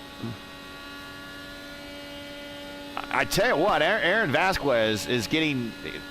He might want to seek a sponsor for a demolition company, because he is fixing to bust down that turn 3 wall. Let's check the conditions one more time. Are we getting... No, there's light wind. There's not really a wind gust coming in that direction that would force people up. He's just pushing his limit there. People do say, and it's true, when you start running laps here, these are, mathematically speaking, these turns are identical in every fashion. An architect can't build them any more perfect than probably what they already are. And I think the reason why they're about as in the condition they are, and they can't get any more perfect, I think it has to do with the curvature of the earth, I think. But these turns are all identical, but they sure as hell don't drive identical, do they, guys? No, not at all. And I've seen some measurements out there where the banking varies by probably like a minute of a degree between all four. Some people say it's marginal. Some people say they can feel it. Yeah, I think actually turn 3 is like 2 foot higher or something than turn 1. I mean, there's a slight elevation in the back, and I didn't even know about that until I watched an old Indy 500 where they were talking about it. I'm like, I didn't even know that. But I guess it's not perfectly flat, but flat enough. Yeah, it's very subtle. There is essentially a slight hill going, I believe, downhill into 3. And is it downhill? Okay. Into 1. All I right. think. It's not quite as noticeable as, say, a track like Wilkesboro, where it feels like you're driving at a baby park, the Mario Kart track, where it's like tilted up at a 45-degree angle with the ground. But, it's subtle enough where when you start approaching, turn 3 compared to 1, it's enough of a difference where you feel it. Sam Alexander on pit road, scheduled stop for him. But yeah, for a place that was, graded at the turn of the 20th century, that's impressive. Jade Munoz scheduled stop here. He's 28 laps into his stint here at lap 110. Also coming to pit road, that is Jeff Drake in the 15 joining him on pit road. So next round of pit stops underway. Now's not a time to make any penalties. Ryan Andrew on pit road there. Oh, and he missed his, he came up short. He missed his mark, so he had to pull up a little bit. It's going to cost him. Yeah, yep, you're right. In a race that there's no caution flaps right now, that little bit's going to cost him maybe a couple football fields on the race course then. Our leader and Alexander Russell is coming to pit road.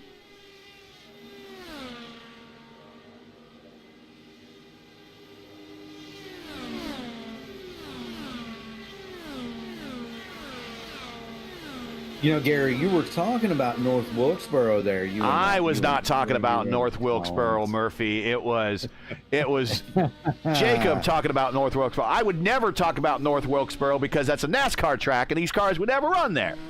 Mark Murphy joining us from the AMA broadcast. Looks like that is all done. How was your broadcast?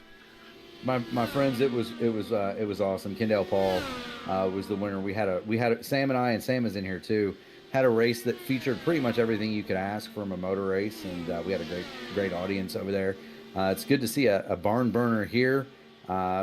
Looks like I showed up just as per my normal deal at Indianapolis. So just having got up for my halfway visit to the facilities, come back with a fresh refreshment. I told you, people. I told you. That's when people do it, right around lap 100. Right around halfway, we get up. You got. Well, see, that's when the stockpile of refreshments usually runs out, and so we've got Brendan Lichtenberg headed to pit road as well.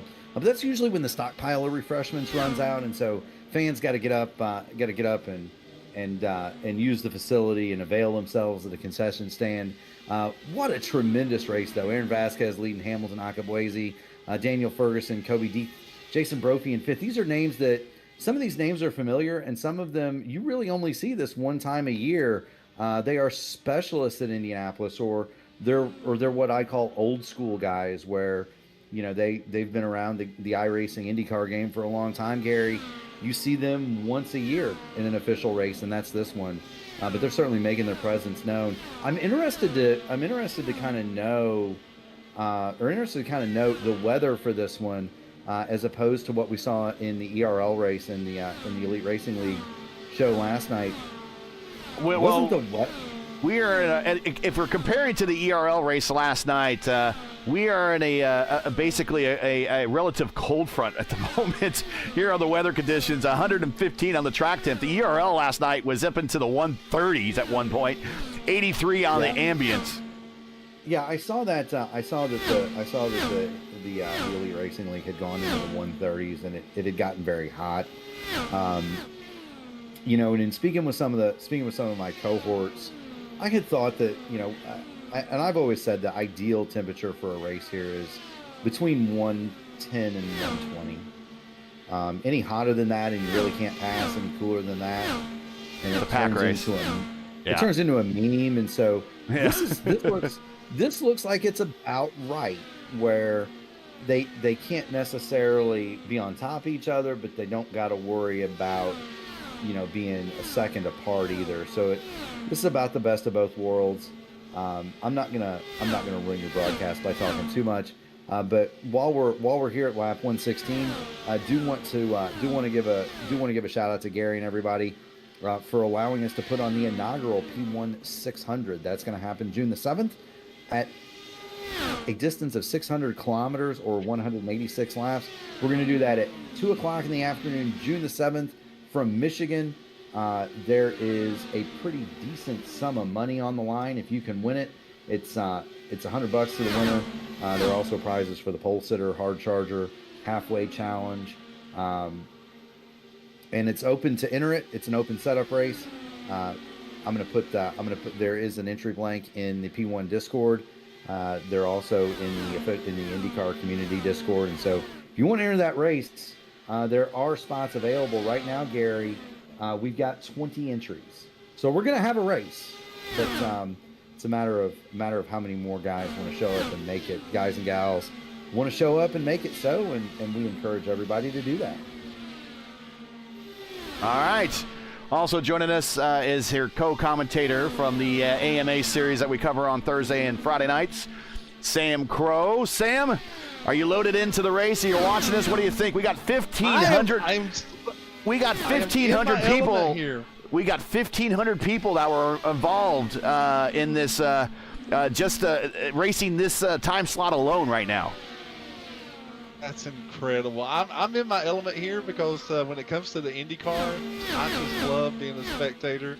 But I'm a big guy in real life, and so I don't think that they actually make a cockpit for these cars that I can fit in. Look. If AJ Foyt could slide his butt into a skinny Lola back then, or even Tony Stewart. There was a lot of grease and at least 2 shoehorns involved in that operation, by the way. And even Tony Stewart could fit in these things. AJ Foyt's not 6'6", so I would be burning my back on the engine compartment for sure. I could win a drag race because the nose would be longer than the other cars. Now, Sam, I'm going to say this. Now, that is an interesting bit of trivia with Foyt, and you mentioned the burning the backside thing. So AJ Foyt once burned not his back, but his rear end. Back in the day, they used to make the undersides of the cars, the skid plates, out of copper. Oof. And so that copper would get really hot and it would burn the driver's posteriors. It was Ari Leyendyke's... Caution on the racetrack, turn 2, actually, it is Seb Alexander in turn 3.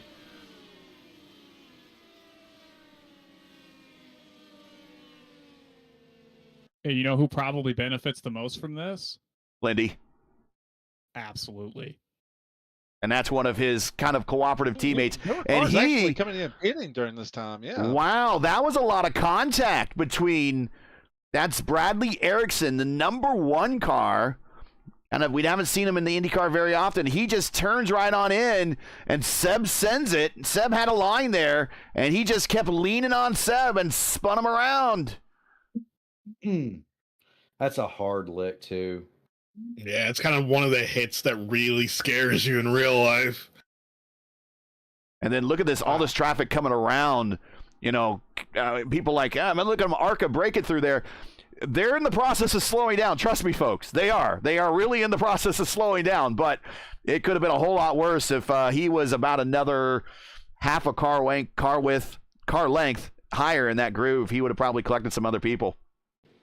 Yeah, and that's something a lot of people don't know about these cars. If you're just tuning in, or you're a casual viewer, you only watch the Indianapolis 500, Gary, is that these cars do not slow down or change direction very well, especially in oval configuration. You have to be very deliberate about how you slow the car down, because if you make a sudden movement or a sudden deceleration, you change the whole aerodynamic profile of the car. And they're inherently just about on the edge of aerodynamic stability anyway. Yeah. And so, you lift off in the middle of the corner and change the center of pressure mid-corner, you're going to crash the car. And so there are situations where you really can't slow down or slow down effectively, and that's worth pointing out. But I'm going to leave you guys to it. I've got an early day at the Ball Diamond tomorrow, but keep going fast, having fun, boys. This is going to turn into a barn burner. It's going to be interesting to see if Akabuezi can make it 2 in 2 days, or, you've got Brendan Lichtenberg. His team has won how many of these? Tons. The I5G squad. Yeah, he's going to be a threat. You got a ton of experience with, Jeff Drake and Jason Brophy. These are old school names. Victor Del Porto. You've got the young blood, Kyle Clemworth. Clinty's running 12. So it'll be interesting to me to see how this turns out. But I'll catch you in the morning, guys. All right, Sam, if you want to stick around, you can. If not, I appreciate you popping in. It's interesting to get your point of view on these cars, because I know they're not in your wheelhouse, but you sure enjoy them. I've certainly had my time behind the wheel of several of these cars, the R18, the DW12, the Retro 79. Those are cars that I have driven. I'm not very prolific in these cars. I am more acclimated and more desirous of my driving in the NASCAR series, whether it's trucks or Xfinity or the Cup car, and that's where I've had my most success. But I do have a great amount of respect for the drivers who choose to race these particular cars and get out here and do what they do. It says a lot about their desire to learn and to master something that requires so much concentration and so many decisions in such a short amount of time. It's amazing to me what some of these drivers are able to pull off. And then, of course, I'm well aware of drivers like Kyle Clinworth, of course, and Jason Brophy. I've raced with these guys before in the past, and they're proven winners. And then you have all these other drivers that are new to me, and they're out here and they are fast. These guys are incredibly fast. So I appreciate you guys letting me hang out in the booth for just a little bit with you. Yeah, no problem. No problem. Good to have you. Right now we're watching a number of drivers getting the wave around, starting with Brendan Clough, Tanner Richards, Nathan Paris, Bradley Erickson, who was involved in that incident with Seb in Turn 3, Dylan Alt, Lucas Lodato, Ryan Andrew, all getting wave arounds. That is an IndyCar rule that allows the leader to bring the field up to speed without any lap traffic in front of them. We don't need any Hero Maschutstas or anything in front of the leader bringing us up to green in Indianapolis, and that's kind of why they do that now in IndyCar racing. But Akabuizi, and someone mentioned in chat, Akabuizi seems to have this field covered. He does, and he's on a bit of a roll. He won a 500-mile race last night in Elite Racing League. Lights are out on the pace car. It's going to be Akabuizi, Ferguson, Lichtenberg, Van den Nies, and Cody Deeth, your top 5 coming to green this time by. Watch these guys all joining the back of the pack. They got to watch out. It's going to accordion up. We're green flag. And you're right. It does bring Clindy back to ground zero with everyone else. He's back in 12th. So now everybody on the same strategy.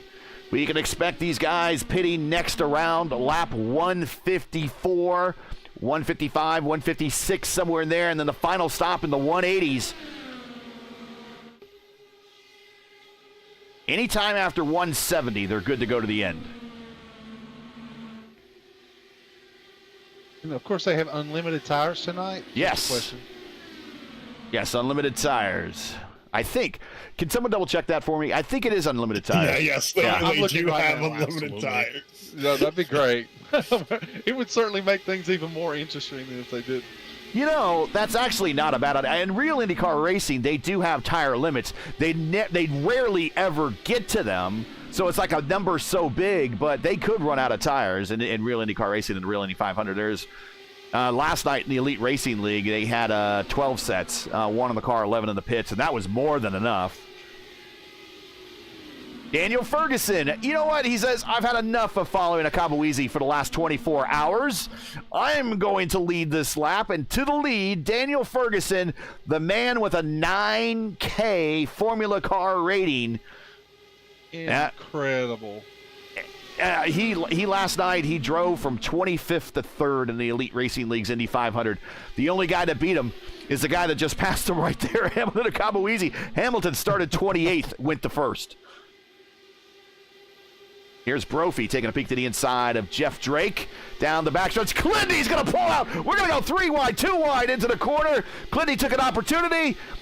Not going to pay off. He's still there. Oh, he's not giving up anything. No. Oh, car coming to pit road. That's Mitchell Voice. Black flag. Not sure why. And maybe someone could look. Did he pass coming to the green flag? Who was it again? Mitchell Voice. Car 31. Car 31. I think it's going to be a hold on pit road.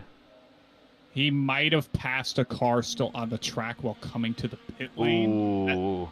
That tends to happen a lot at tracks like Gateway, where the pit lane is a tighter circumference than the actual track. So, unfortunate for Mitchell.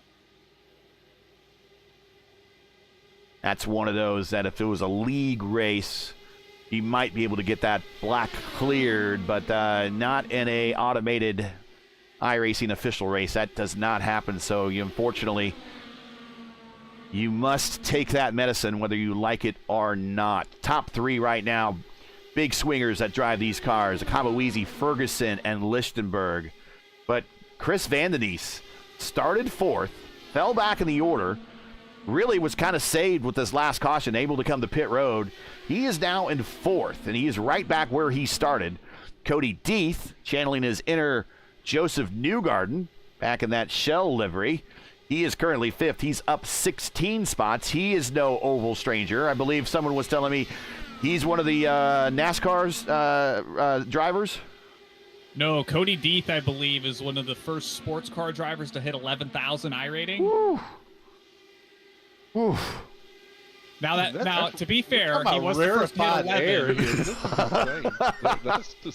He was the first to hit 11, but I want to say it was Sven Haas was the first to hit 12,000. And that is like, what, upper half percent, if that? I mean, you're the top 5 at that point. Like you're almost in a league all your own. You know, you see one of those in the session, and everybody just kind of groans and says, "All right, everybody, pack it up." Yeah. Oh, crap.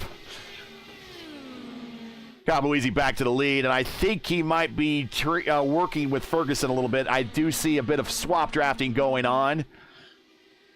I don't know how much cooperation is going on between Fiercely Forward and I5G. I'm going to say none.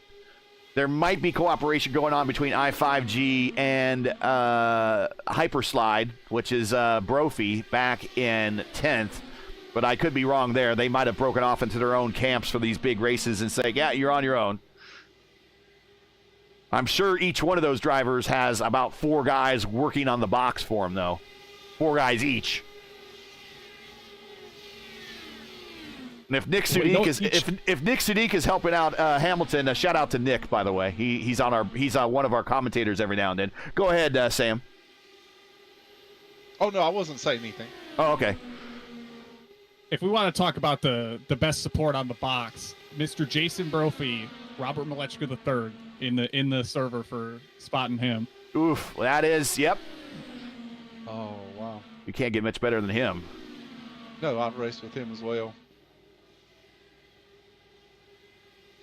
I'm curious, you guys have a lot more experience in these cars, but I'm a little curious that when you get into these conga lines like this after a restart, how often are you really messing with the weight jacker? You're just what's your strategy of making up ground in these particular instances where it's just a lot of follow the leader and you're just trying to get to the next car. It usually depends how many cars are close enough in front of you to kind of impact your air usually. Here, you're not typically, at least on the fixed setup, making tons of adjustments like lap over lap, corner by corner or anything.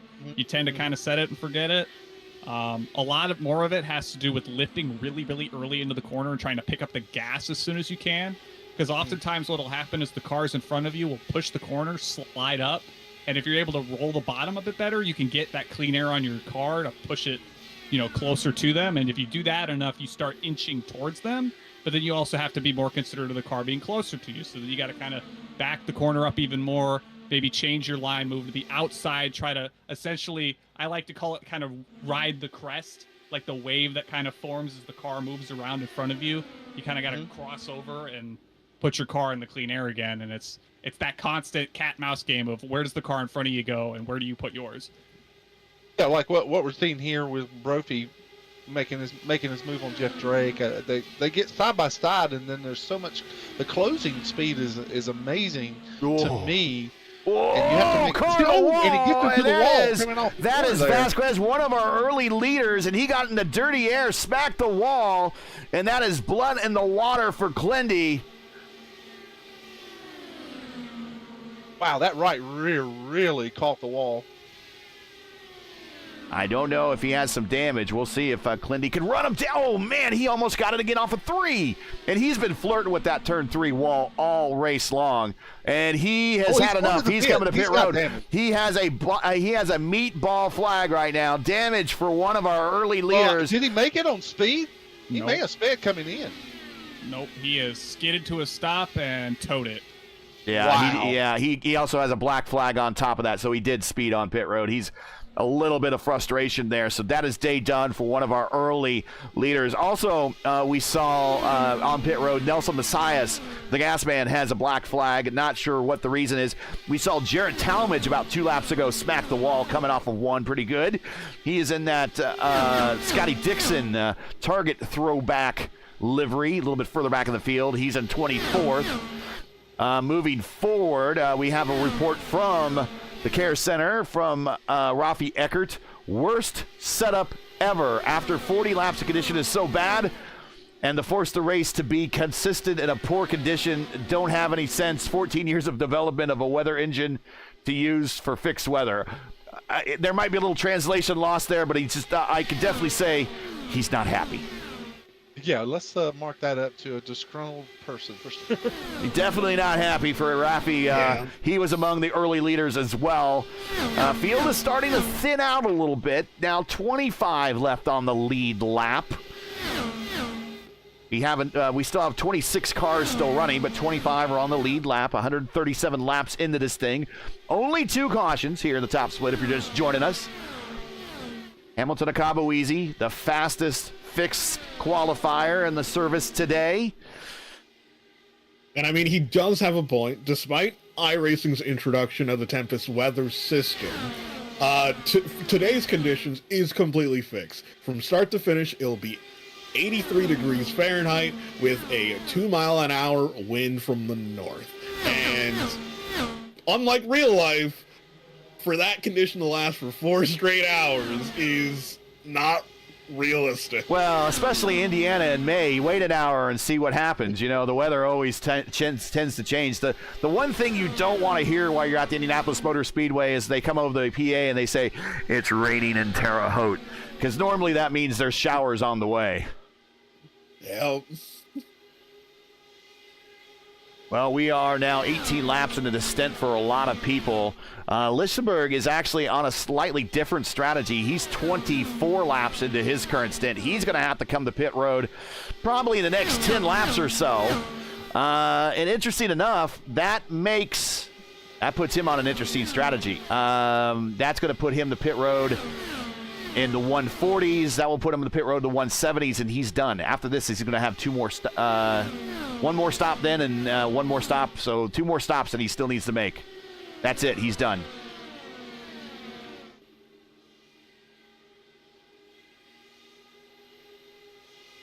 A lot of these guys are still going to also have to make 2 more stops, but later in the race.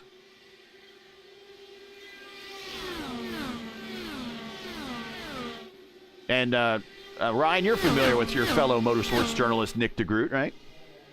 Yes, and he's very famous for his pit strategy here in Indianapolis. Nick DeGroot, you can set a watch to it. If we're green flag racing at 170, or there's a half distance race, like an Indianapolis 250 at lap 70, you can set your watch to it. You can set your entire strategy to it. That man is pitting with 30 to go to the checkered flag, and that strategy has paid off a number of times for him. Do not be surprised to see people right at lap 170, 30 laps from now, come to pit road and make it their final stop. Yeah, and that's something that people are going to have their mind on as we head into what I like to call the last quarter of the race, 50 to go. Now we have takers coming into the pit. That is Ryan Andrew and Tanner Richards. T. Rich making he's going to do this on 1 more stop too. They are splitting the difference. They know they're going to do 30 laps to 170 and pit at 170 and call it home. So this is their next to last stop for each one of these drivers. Mm-hmm. Now I really appreciate the explanation earlier about just about how you handle traffic in on these starts and restarts. And the reason I say that is because when you have someone that doesn't race these cars as often as some of you guys do, a lot of people will watch these particular cars, and the misconception is that it's full throttle all the time, just go, go, go, go. And the only way that you can make up, the only way you can make up ground is by utilizing weight jacker or whatever it is. But throttle control, it's really good to know that throttle control has so much to do with this particular track and this particular car, just as it does in a lot of the different genres of racing. It's just so important. So the clarification helps people that may not know a whole lot about these particular cars. Now we'll ride with Daniel Ferguson. You might actually hear as he's racing a Cabo Easy. He shifts gears going into one. Doesn't do much of a lift, but again, he had a lot of clean air on the nose. But yeah, there's a lot of throttle play in this. Not only a lot of throttle play, but changing the engine mappings. You don't always need to be full rich, although in this case, these guys probably are. And since it's not I don't think we're in a fuel mileage situation, or in a fuel saving situation yet. I think they're full burn at this point. Is that what you're thinking, Jacob, in terms of math wise? It's always going to be a slight fuel save, especially if you're in clean air or in clean enough air where you're not getting a tow, right? We saw it Tuesday night where we got a yellow pretty early, and to make I want to say it was somewhere around a little over 30 laps, we were all basically sitting map 2 or 3, lifting a crap load. Nobody wanted to lead the race because it was like just outside the natural window you can save on gas being in clean air. It's tough because, so much of this race comes down to how far can you put your car up the field. But at the same time, you always need to keep that fuel number in the back of your head and know that when you get to that clean air, you're going to have to completely adjust how you approach every lap, every corner, every move you make, because you're not getting that extra little bit of fuel saving that you get from being behind 1, 2, 3, 4 cars. Rafi also says it's time for iRacing to add. Okay, I see what he's saying. He wants the iRacing to actually add drag when you're too close to the wall, which is a real thing in IndyCar racing. That's why you don't see, when you watch practice at the Brickyard coming up here for the 500 here next week, you see him kind of come off the corner, come to the wall, and then come off the wall, and because there's a bubble of air that forms right next to the car, and it adds drag. And I see what he's saying there, and that would be interesting to see them add. I don't know how they would add it, but that would be interesting to see. Lithium Fox says immediately shows the untextured housers as a straight. I know, man. They don't. They show the racetrack really nice. You get the full power of my graphics card showing you all the good stuff there, and then the second we go to like a scenic blimp view, then it all turns ugly. I don't know why they can't do the rest of it, but there you go. But I will say, while we're watching this out here, that is the Coke lot. That is the infamous Coke lot. And I don't call it the Coke lot because that is where they do Coke. I'm sure they might, though. I don't know. That is where the pre-race party always occurs the night before the 500. That is the Indianapolis Coca-Cola bottler plant. It is right there, and a lot of cars parked there. This is the North 40 right here. A lot of cars parked there. This is actually right here. This is a residential neighborhood. And in one of these trees right here, someone has built a tree house that they can actually watch over the stands and watch the 500 from their backyard. This is the Brickyard Crossing. This is the Brickyard Crossing golf course. This is also the Brickyard Crossing golf course. It's connected right here through this tunnel. So if you want to play on the Brickyard Crossing golf course, you can actually play inside the track. This is where Speedway High School, which is right there. It's not actually mapped. That's where they play their home golf games right here for high school golf, right here on the golf course. So I'm sure everyone's like, enough of the area lesson, but I just wanted to show people that. Anyways. I love it. I absolutely love it. So anyways, we're back to the race. There's not much going on. Like we said, we're in the dog days. We're not even to the last pit stop. That's when things really get interesting. If you're a fan of Rick Mears at all, you always know that Rick Mears was always started up front and always fell to the back and always tweaked his car. Here comes Lichtenberg. We knew he was coming to pit road, and it's about the right time. Also coming to pit road is Russell. Oh, a lot of people have shifted to the same strategy. A lot of takers, Yeah. a lot of takers right there. I wonder if the fact that the two leaders are starting to really pull away is kind of prompting some of these guys making these decisions.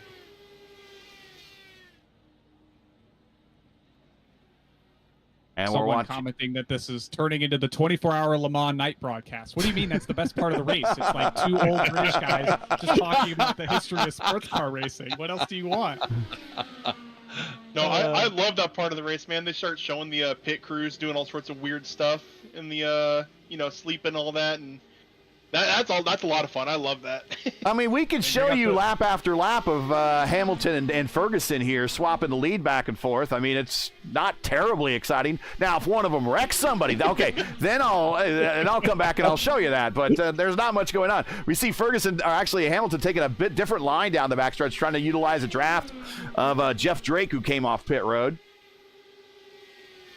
This is a dangerous time. Ferg takes a shot, and there's dirty air in front of him. Oh!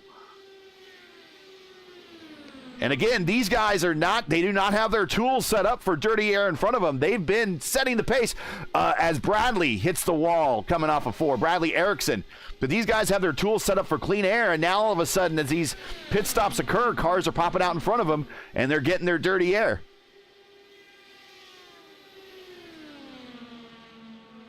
Shall we illustrate the dirty air? We could do that. You guys can stand that, right?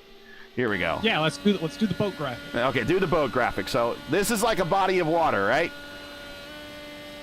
And in the boat in front of you here, which is this car, is cutting a path for you. So all the waves are going out that way, and you got the smooth sailing as he's coming to pit road as I'm showing this of the behind the car in a straightaway. But when you're in the corners, you're not getting the full amount of front air on those front wings, and so your car will tend to scoot up the racetrack, and that is what is called understeer in these cars. And this is the point where I like to point out that, yes, there is actually dirty air in yacht racing. Yes. Yes. I've watched the America's Cup, yes. They can actually steal air from another boat by just blocking it, yes. And that's kind of what you're doing when with an aero push. You're just not getting that air because it's being blocked by the car in front of you to those front wings. We're watching Chris Vandenese. He is currently 31 laps into his stint. He is in first spot. He went 35 last time, pitted on lap 122. Cody Deeth, there is Cody. He is sporting the Newgarden livery like we talked about. And much like Newgarden, it's got him shot in a position here late in the race at lap 153. He pitted on lap 122 last. He's 31 laps into his stint. In fact, everybody from first down to sixth are all 31 laps into their current stint. So that's Vandenese, Deeth, Munoz, Brophy, Clindy, and O'Meara.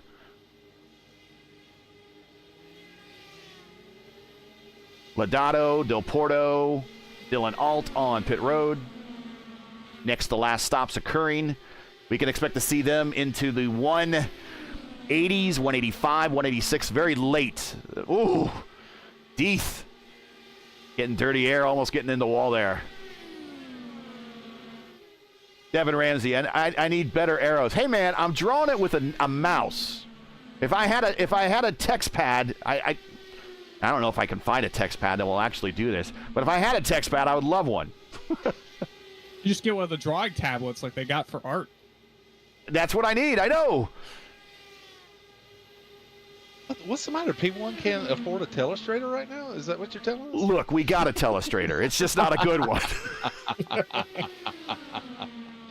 We got the marker on the screen. That's what we're. It's called This is the kindergarten version of telestrator. Right. It's called the whiteboard. We're gonna go 3 wide into 3. Bradley Erickson, Tanner Richards, and in the middle there, that is Chris Vandenese, your leader. He does not want to see this. Yeah, that is a predicament you don't want to be in, and he goes He's to pit like, road. screw this, I'm coming to pit road. Cody Deeth as well. Jaden Munoz coming to pit road. I don't think he was appreciative of that, I'm going to guess. Like, what are you guys doing?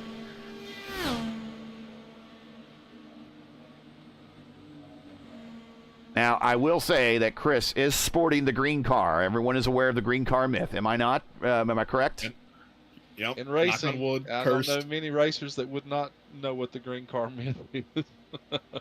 And they don't do too good. Unless it's British racing There green. you then they do go, really right good. there. There is British racing green. The racing gods made an exception for that. Muhammad Omir, we got some people in chat cheering him on. He has currently picked up the lead now coming to pit road. And that puts the lead back into the hands of Akabuizi once he comes around next time by. He is off a 2 right now.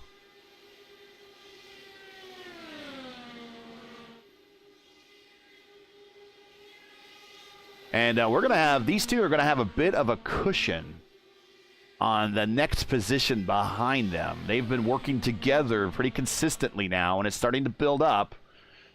They're going to come through pit road. There's a car coming off of, I believe that is Mitchell Voice.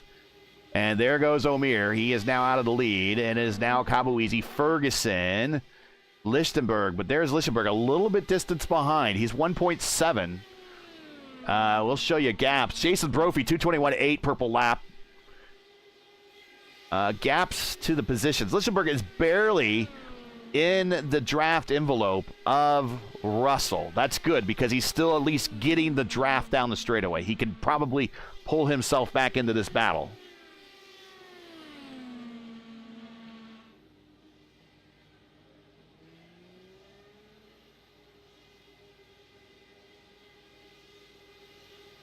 And once again, if you're just joining us, you're watching P1's coverage of the fixed Indy 500 top split as people are resetting purple laps with fresh tires right now after their pit stops.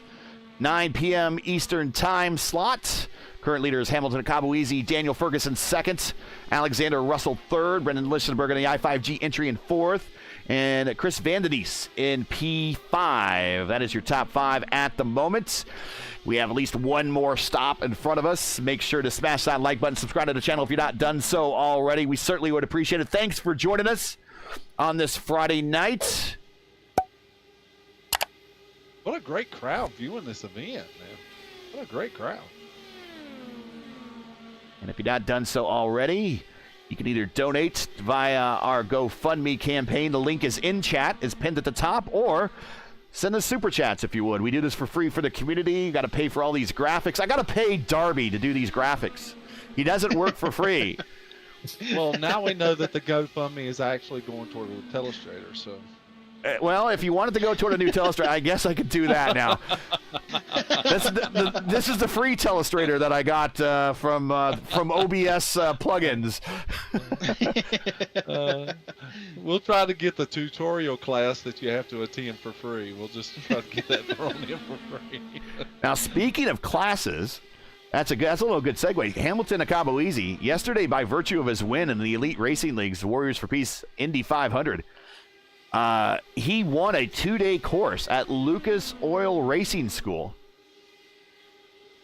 It was valued at $5,000, really? And he won that by winning the race. So he gets to, sometime down the road, actually attend a bona fide racing school to put these sim skills to action.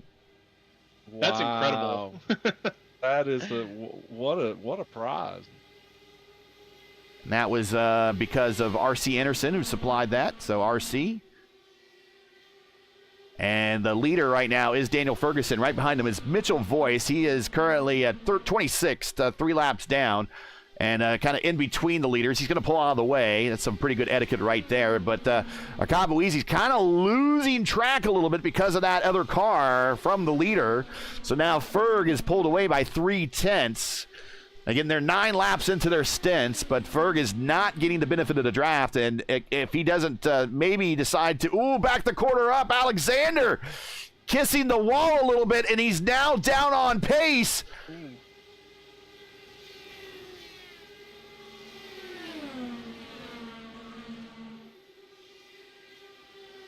Let's go back and watch that from Alexander's point of view. Going back probably a little bit too far, but again, this is the point of the race where, again, you're not in the final stages and you're just making laps. and you're trying to just, hit your marks, not do anything stupid, keep hitting these turns right, keep adjusting your tools, staying on top of everything. And this is you're hoping that this segment is the segment that sets you up for that last stop. Yeah. Yeah, and this is just the momentary lapse. Oh, that's why he grabbed too much. Look at this. Oh, wow. Power slides all the way through turn 4. He grabbed too much of the apron in the corner. He went too low. He found that line and lost 2 spots. Yeah, and watching that last lap while you're looking back, he actually hit the wall again coming out of 2 and 4. I think that right rear tire is a little angry right now. And these are not the kind of cars that enjoy being loose at over 220 miles an hour. What car does enjoy being loose at 220 miles an hour? You're going to have to help me with that one. I don't think you've witnessed a IndyCar at Richmond or Milwaukee where you want that thing to dance. If it's not dancing, it's not going fast. In a fishbowl. I've got you. Okay. K&S Sim Production says we are doing an Indy 500 tomorrow night, and the winner receives a trip to the 2026 Indy 500. That's pretty nice. Wow. All right, guys, you're really kind of convincing me to rethink my involvement with IndyCar racing. Come on. No. The ante for the prizes are getting too high. We're sending the next guy to the moon. Yeah, Murphy was sharing with me. Murphy was talking to me earlier during the AMA broadcast, and we were getting ready for the show, and the guys at AMA did a fantastic job. But he was telling me, he said, Sam, I only qualified one. I was so disappointed. I qualified 150 seconds. Bradley Erickson in the wall off of 3. Caution. What happened? Out the caution. I think he had a mechanical. I was just beginning to notice something, and he punches out, and we are under caution. And folks, we make final stops here. This might be an engine. This might be a fuel save to the end. I'm wondering if his screen cut out. Like if That's he's what in it looked VR. like to me. Now let's go back and watch this a little full screen here, full speed. That is brutal. That's just brutal. This might be what we call a mechanical, and that's normally your modem gives out, or your VR gives out, or Windows decides it wants to do updates at that time and decides to make your machine pause. Watch this. He hits the wall, then he goes to the inside. Now I saw this starting to happen, and I thought he was coming to pit road, and then when I cut, this is what I see.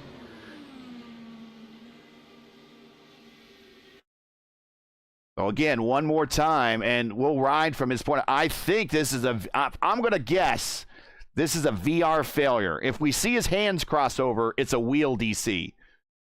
So we'll see. I'm guessing it's a VR failure, and he tries to hit it into the wall, and nope, it's going inside. This has got to be some mechanical. Yeah, there's no question that had to be something of that regard, especially after he just veers left. We had a similar incident in the AMA race tonight where someone had a failure, and the first thing, the characteristics of the truck were exactly what we see here. It just veered left. And as you say that, all but one car heads down pit road. And here they come. Ferguson's going to beat out. There's no wheel. Yeah, there's no wheel input. When he starts veering off the track, there's no wheel input until he's halfway down the backstretch. Yeah, that is some type of mechanical. Okay, Daniel Ferguson is shown as the leader. Hamilton Kabawisi comes out second. Clindy beat out everyone else. He is now third. Lichtenberg is fourth. Chris Vandendies is fifth. Jaden Munoz sixth. Russell Alexander, maybe he had some damage looked at. Maybe he has some damage on the car. Maybe not. I don't know. I think it was just an innocent slide. He is seventh. Jeff Drake is eighth. Jason Brophy ninth. Now, the thing is, you're just scrunching the field up closer for Brophy. So this is playing into his hands. And Mohamed Omir Shout out the Coors Silver Bullet there. He is in 10th. Victor Del Porto, the Elite Racing League veteran, the one that we haven't seen all season long in the Elite Racing League, in Warriors for Peace IndyCar Series, but a veteran of that series nevertheless, very quietly has worked his way up 7 spots to 11th position. Lucas Lodato, very quietly, has worked his way up into 12th. Tanner Richards, he's been working his way up the field very quietly. He's in 13th. These are names we see a lot on regular broadcasts when we bring him here on P1. But guys, I think let's ride with somebody. Let's ride with Clindy, actually, and let's listen. Listen to the silence. Yeah, because as you pointed out, the go-to strat is to pit on lap 170. We have not reached that mark yet. We pitted. Everyone pitted at lap 167. That is, in IndyCar speak, close enough. But you're going to have to save a little bit. Just a little bit. This is racing. It's not horseshoes. So, boy, howdy, are you going to want to be the closest on fuel, though? Because that's going to put you at the front. Yeah, so do we see a fuel mileage race, or is this a sprint to the end? We are coming to green. That was Mitchell Voice getting the wave around. That's the car that stayed out. He now is going to come back on the tail end of the field, only 2 laps down. If he can pull off a Jacques Villeneuve in the closing stages of this race, maybe he deserves the win. But I think it's going to be a pretty tough road for him right now at this point. But good to see him out there still turning laps. But the top 24 is on the lead lap right now, coming to green this time by. And we might be done on pit road for everybody. I think we are. I really do. I think we are.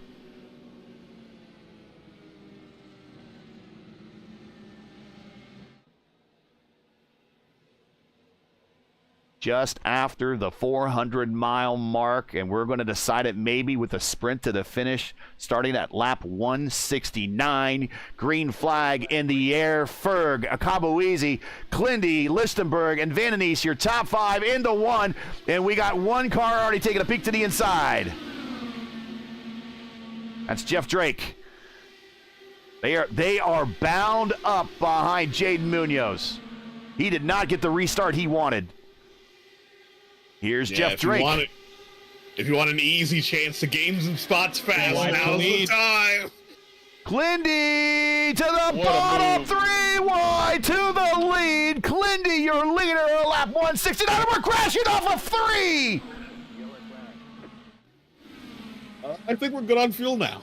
I think we're good on fuel. I was going to say, fuel's not an issue anymore. My goodness, and that is Brophy, and that is an unrepairable car. He's going to make one more lap and probably bring that to pit road, and that might have been involvement with Mohamed Omir. He's now catching up. He is showing a meatball flag as well. And, guys, we got to go back and watch this. I think it's just, again, we realized we've reached that last stanza. He's already apologizing. He's already apologizing in the... So we got to go back and watch this just before. Yeah, Amir was already actually telling Brophy he was lifting as much as he could. The car was just pushing up. And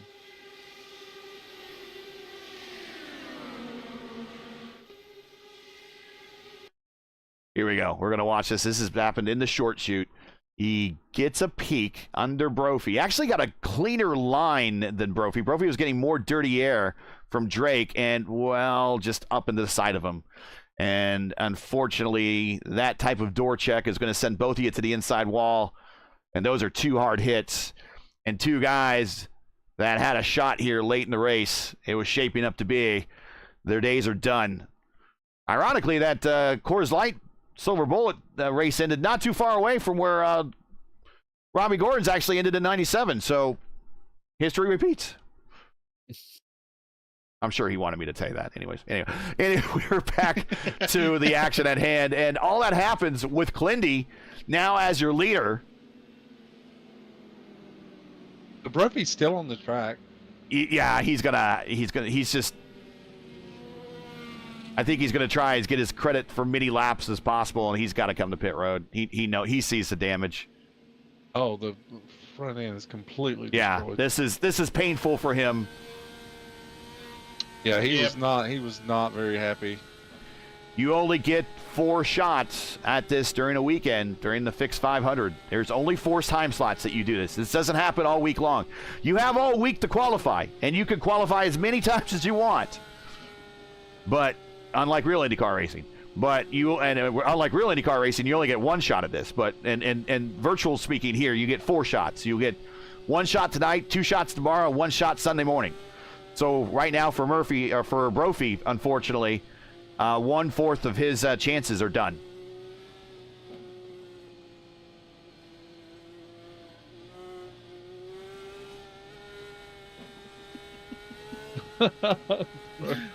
Ropey, at least he's having some fun with this.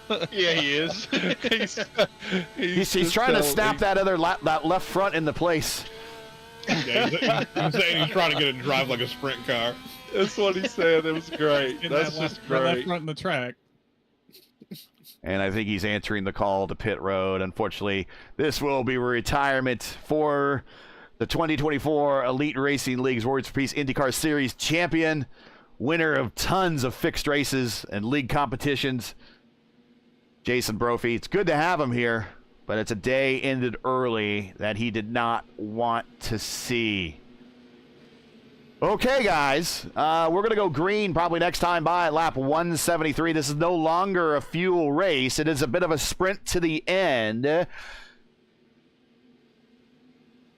I guess call your shots. I guess you've been talking about most of the night is Clendy, as he's leading this thing now. I guess call your shots, guys. Let's go around the horn. Who do we think has a shot here? Lucas, Jacob Collins, I know he's your teammate, Clendy, so you don't have to pick him if you don't want to. Who's your favorite? I mean, you got to give it to Kyle, Akabuezi, or Brendan, right? They've been up here basically all day. They've got their cars in position with the last, 20 some odd laps to go. I don't power it out. Pick one of the 3. Gimme Hamilton. I mean, he's the gimme, right? I want to see Kyle do it. I know how bad he wants this. I know how bad he wanted to be in the race tomorrow. This is his shot at it, and he's earned it. If there's anybody who's earned it, it's Kyle, but it's hard to bet against Hamilton. Darby, who do you got? I kind of wanted to go Hamilton, but, on this route, I'm going to go ahead and say Kyle. I'm going to pull for Clendy in this one. I've seen some amazing races from Hamilton, but Clendy's up there. He battled early with the weird kind of start. It's nice to see him. I think he's got it. Ryan? I'm going with Hamilton. Sam, have you been here long enough to get a favorite? As we're already weaving in the back. On the front stretch. Wow, what an avoidance there. 3 wide, almost 4 wide into 1 back in the field. Oh, this is where this happens. This is where we get another caution. And they are stacked up on that restart. It happened behind Del Porto. Yeah, as Darrell Waltrip used to say, cautions breed caution. Oh, and now we're 3 wide up front. Repeat of the last restart. To answer your question, though, I was really impressed. I've been really impressed watching a lot of these drivers tonight, but Daniel Ferguson just keeps coming to the top of my list tonight and watching. There he goes. He's right at the lead. I watched Ferg and I watched Hamilton race all last night. Clendy is a good friend of mine, and I think he is more than due. But I put nothing ever past the I5G guys. Nothing.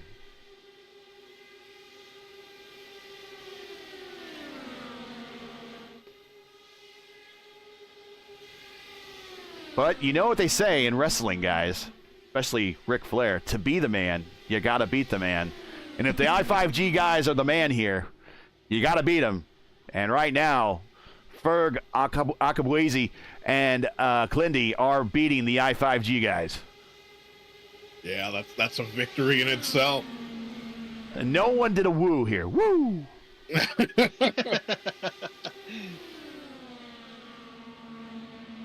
We're all just so gripped up to the run to the end here. It is, man. And and if this keeps up as it is, because I think that the field has kind of split itself up a little bit because of that bad restart. I think the top 9 are pretty much all together. Victor's trying to get back in this. He can. 26 to go, coming to 25 to go.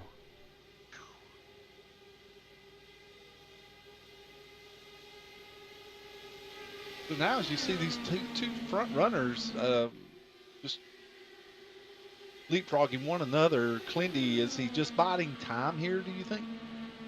Interesting enough, guys, if we remember back in the Tuesday split, who was the car that won the Tuesday split and what position where they were at about this point in the race? And who was 1 and 2 and what were they doing? You remember? It would have been Tanner Richards and Alexander Russell. It was Clindy and Russell. It was Clindy and T. Rich as the leaders, and Russell was third. Russell was in this position, and he just rode the thing out, saved his tires, and then in the closing stages, literally, I think with about 10 to go, time to go, and he just went to the front and got the lead and got the win. Could Clindy maybe? Clindy's a student. Could Clindy maybe be dialing that up, going, "I remember that." And as you mentioned that, we also have Brendan Lichtenberg holding station behind Clindy.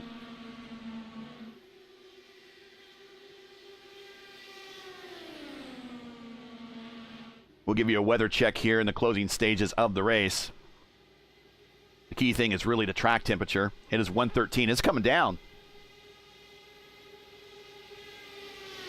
And despite what earlier discussion was, you see that fifth place car is actually having a great run tonight, Van Denise.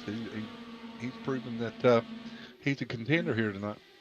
Yeah, he is the 22nd ranked car, iRating wise, or driver, 22nd ranked driver in this race. So he's down in the lower third, I guess. But he's up here in the upper third, slugging with the big boys. Oh, in the wall! That is Jaden Munoz, and that was a hit. Jaden Munoz. That was it. We got a car sideways into turn 4. That is Dylan Alt. Wow. What happened, no caution. Dylan? Gonna let him run. Dylan Alt, a little net code with the 24 car on the inside. I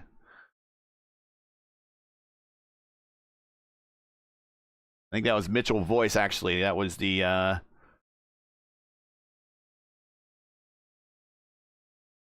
Yeah, the 31 car, actually. It looked like the 24. But anyways, yeah, good catch. He might be changing tires on that one, though. Back to the racing.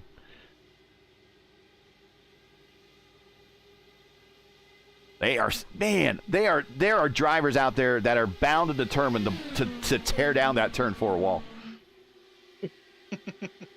Talk about a wall of champions. Jeez. You got to use every inch of the track. Every inch of the racetrack, yep. Who says football's the game of inches, right?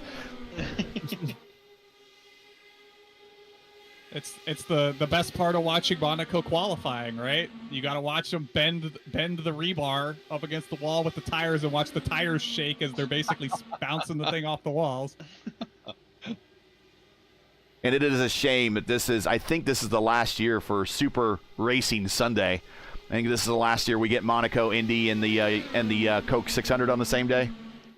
Yeah, because they're going to do a weekend swap, so every couple of years it'll be the Indy 500 and the Canadian Grand Prix.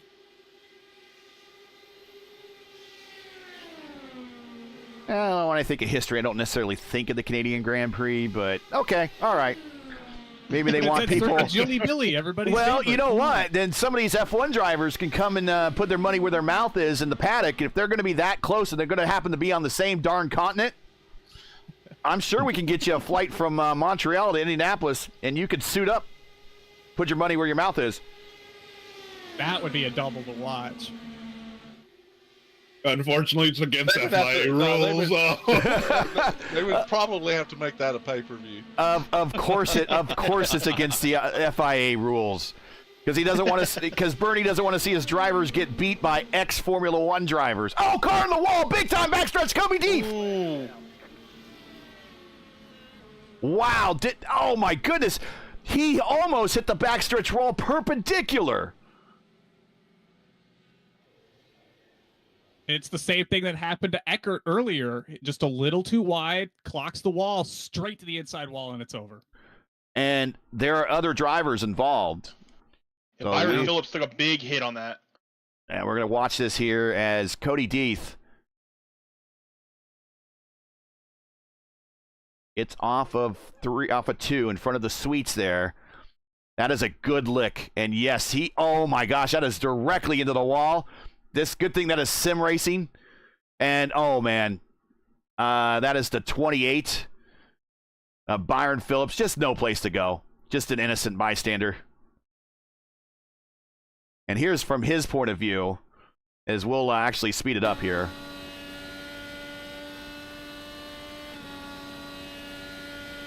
Yeah, this is definitely one of those southern things where a deer comes out of nowhere and you have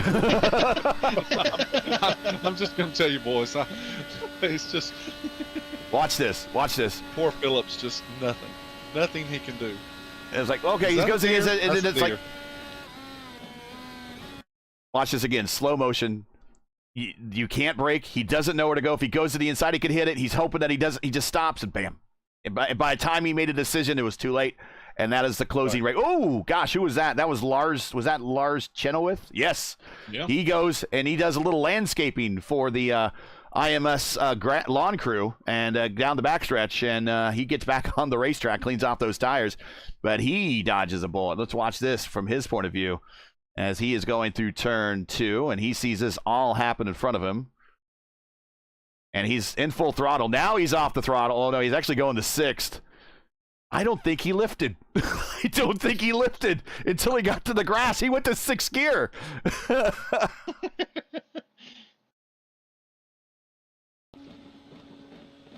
And we got a number of drivers coming to pit road, including Lars. But everyone else is staying out. Ferg, Hamilton, Clindy, Brendan, Dan Denise, Munoz, Russell, Drake, Andrew, Del Porto. The field's getting smaller and smaller. Here comes, this is where the late stages of the race, right? The focus changes. It's a long race. I'm reminded. Go ahead. And it's slowly becoming a small group sprint because we're likely to go green with 15 to go. And I'm reminded of a quote that James Hinchcliffe said. It says, when the body fades, the mind falls behind. We're getting in the late in the race. We're getting tired. We've been here for a couple hours now. Butts might hurt. Arms might hurt. Focus might sway. And now the attrition starts to kick in. We're probably going to see Byron Phillips hit pit road. He'll probably be done. He has a meatball flag right now. Cody Deeth on pit road. He has a meatball flag. He's probably done. Jason Brophy's still showing in the sim, but he might be supporting someone right now. He has a meatball flag. O'Meara has a meatball flag. I don't know if they're going to have extended repairs or they'll have time here in the final 16 now, coming to 15 laps to go. So we will reorganize the field. I believe we now have 21 cars. Now will be 20 cars still running on the racetrack, with 19 of them on the lead lap. And once again, if you're just joining us, we are in the late stages of the 9 p.m. Eastern time slot of the fixed Indy 500 top split. This is the fastest qualifier top split. This is not the fastest iRating. Believe it or not, there was a higher iRating. Excuse me. There was a higher iRating out there, and those were for all the non-qualifiers decided they didn't want to take speed, and they just wanted to try to make a race based on iRating. That was like a 5,200 strength of field. This strength of field was a I typed it in. I got to find it here real quick. It was a 52-12 was the actual strength of the highest strength of field race, but those were non-qualifiers. These were all the fastest qualifiers. This was a 43-47. Mm-hmm. So you've just joined us. Thanks for joining us. Make sure to smash the like button, subscribe to the channel, jump in the chat, shout out your favorites. We're going to watch this. It's going to be a sprint to the end. This is going to be beautiful. Don't go anywhere, anybody. Got a lot of Team Clindy in chat.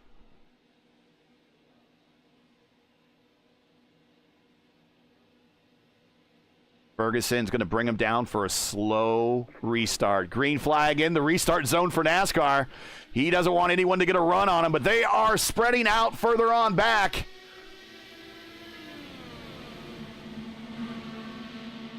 Ferguson jumps out to that's considerable jump there. But we may get a same song third verse, as this is the third time we've had the leader jump out to that big restart, and here comes Clindy with another and then big they run just from the car in gobbled him third. up so fast. Clindy's going to go Three right outside. wide. We're going to go three Split 'em. wide. Ferguson in the middle. Ekwesi down low. Clindy stays out high on the high side. Can he send it like Newgard? Not quite. He comes home second, so he is lined up now second. So can he do what Ferg and Hamilton did? Can he do it with Hamilton this time and try to break away? Here comes Van den Nies to the inside of Brendan. Here comes Clindy to the lead. New leader.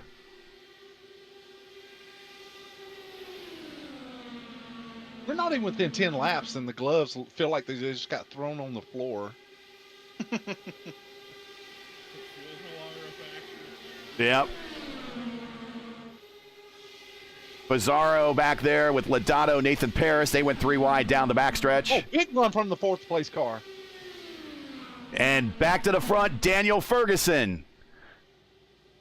He didn't want to wait. He didn't want to wait around back there. He's like, no, I'm going back to the front. Here comes Hamilton. He's been working with Hamilton. He might feel comfortable working with Hamilton. Hamilton felt comfortable working with Daniel. They're going to start working together. Clindy, he needs to do something. But he has a little time left.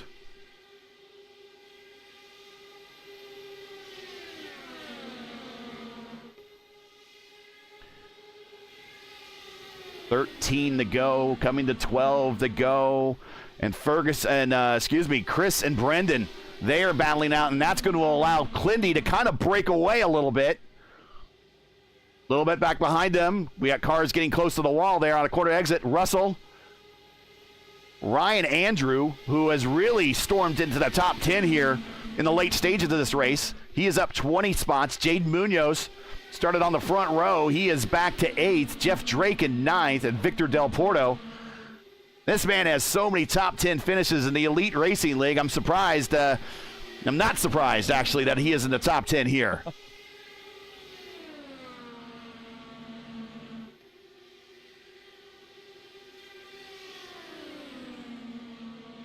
Coming to 11 to go.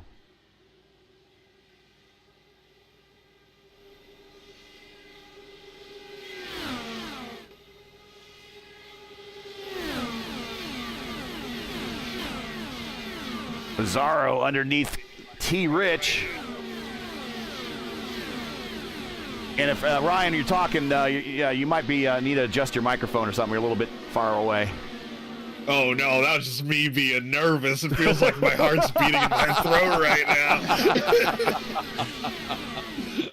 He's talking. He's gone beyond pacing. He's down to talking to himself on stage. He just had the headset down on the desk, and he's just walking back and forth. Oh, car in the wall. DePorto, I think, smacked it pretty good off of 4. And that might open the door for T. Rich. T. Rich going to send it down low in the 1. Not going to be able to pull off that pass. I think of it this way. That's you outside the car in the stands, hanging out with your buddies with a beer in your hands. And these guys are out here ripping it at 230 miles an hour for the last, close to 3 hours.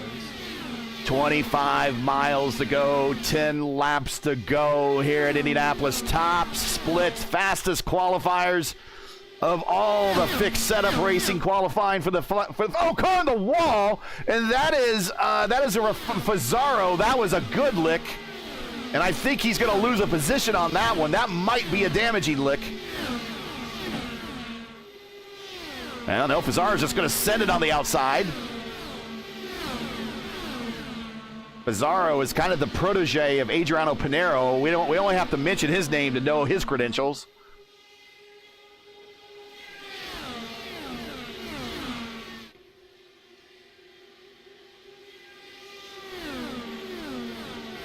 And guys, we're coming to 8 to go.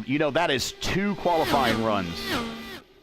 They always say that the 4 qualifying laps you do at Indianapolis, the 10 miles you run there are the 10 hardest miles you'll ever run in a sim or in real racing. It's just you, the clock, and nobody else. Now it's you and, 2 or 3 others running it out for the biggest win of all of sim racing right now. No Isn't pressure. it funny No how, pressure. how those things correlate? You have 10 miles just to qualify for the event that is so stressful, and then you have 10 miles here after 3.5 hours of racing that is equally as stressful. It's just how those things correlate. It's amazing, really.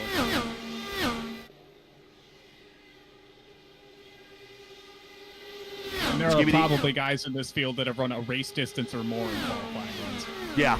Yep, I'm sure. Or practiced as much. Let's get you some increments behind the leader. There you see 2/10 Ferguson up to Akabuizi. Then it's 8/10 back to Clindy from the leader. Clindy's still there. He's still got the draft. Running out of time. Ferg, and I think Ferg and Hamilton are going to try to lock out Clindy. Best Clindy might do at this point, unless we get a late caution, or unless he has a trick up his sleeve, is might be best in class. Yeah, he does. Be concerned with that as well. As Lichtenberg closes in.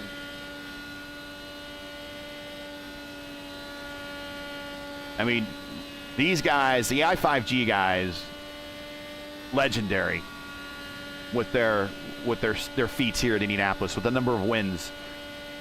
Clindy's doing a real good job now, coming to 5 to go, blocking out the Jaws noise in the background where he hears dun dun dun dun of Brendan Lichtenberg behind him. I mean, that is the type of gravitas and weight they carry in the community. You can beat these guys. You're really saying something. It's an accomplishment, I see.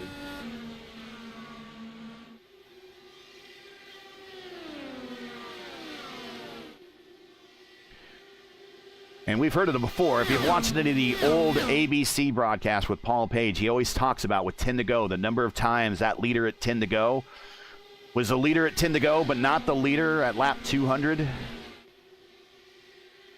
Do we see a situation like that? He also has talked about before where the two leaders in close proximity are racing and always mentions, there's so-and-so in third. Do we see a finish like the 89 Indy 500, Emerson Fittipaldi and Allenser Jr. going into turn 3 and punting one of them to the corner? Does one come out? Do both come out? Yeah. Do none come out and they give the win to Clindy? If none came out of that corner at 89, do you know what would have been the Indy 500 winner that season, that race? Raul Boesel. There's a name we don't talk about very much. He's probably him and Vitor Mira are probably the two drivers everyone talks about the best IndyCar drivers in history never to get a win. Are probably those two names, two Brazilians. 4 to go. Now we have 3 to go.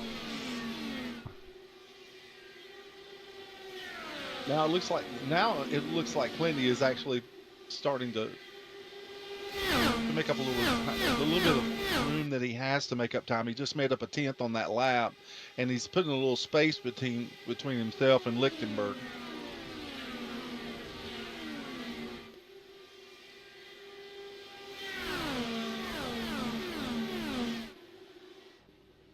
Coming to 2 to go. 5 more miles to decide it here at Indianapolis. Ferguson and Akabuizi continue to swap the lead back and forth. When do the gloves come off? When do they protect that line? When do they decide that I'm not going to let this other guy pass? They're through 2 down the backstretch. Now a lap and a half to go. Ferguson back to the inside of Hamilton Akabuizi. Remember, these two were racing for the win about 24 hours ago in the Elite Racing League. They're racing for the win yet again here. Top split, fixed Indy 500. White flag in the air, this time by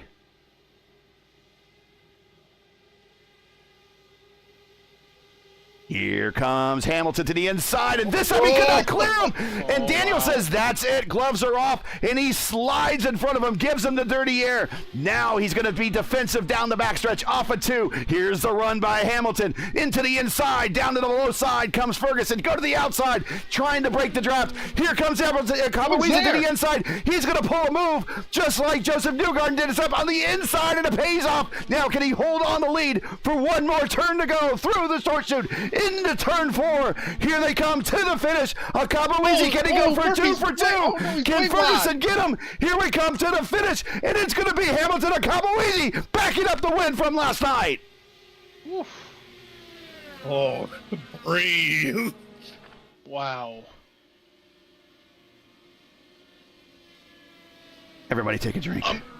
I'm glad that race is over. I have no more fingernails to bite on, so. Wow. Wow.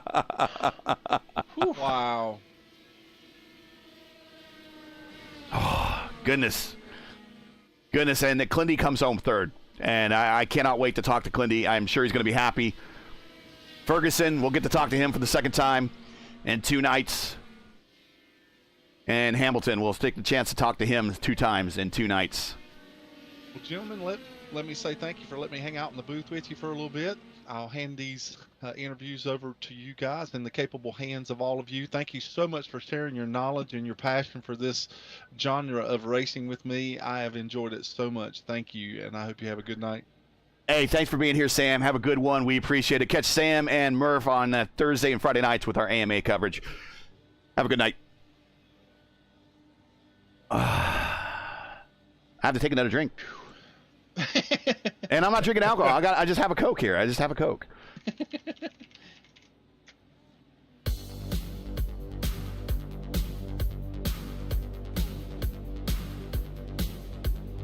And here are your results. Kabawizi winning by 0.051 of a second over Daniel Ferguson. Clindy's third. Brendan Lichtenberg comes home in 4th. Chris Vandenys,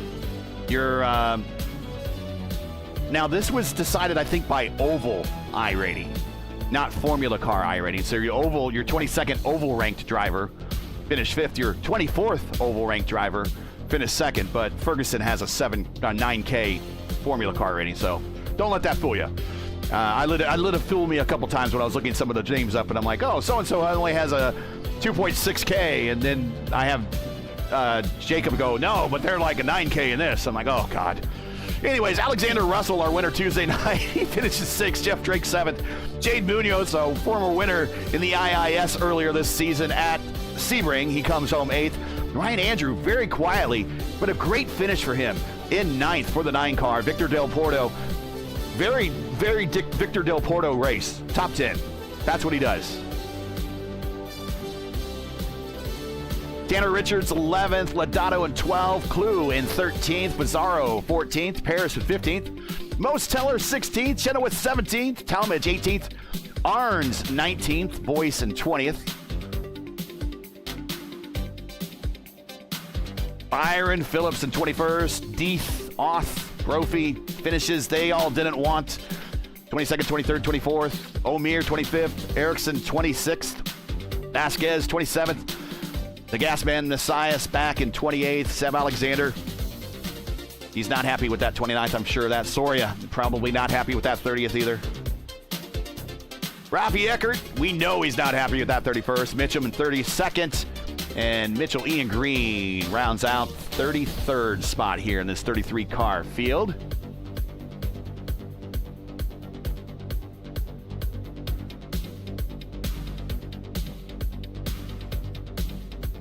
All right, we'll get to the interview. I'm sure there's some interviews to talk to. I know we'll get Elise Clindy.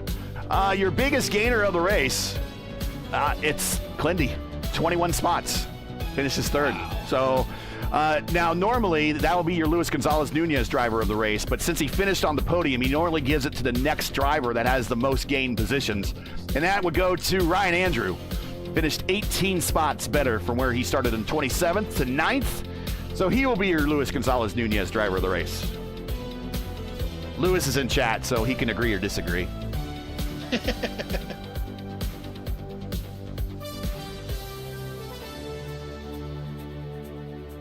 All right.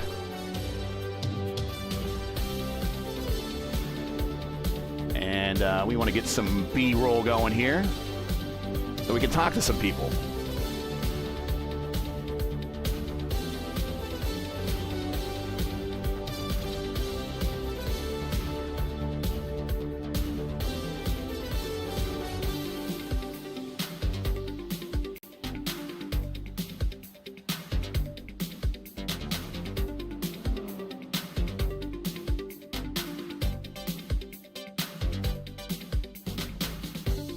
Try it again.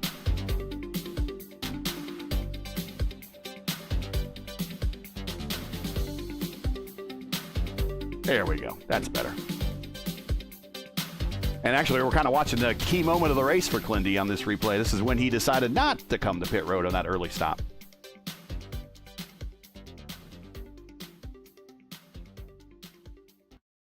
All right, let's get to the interview room.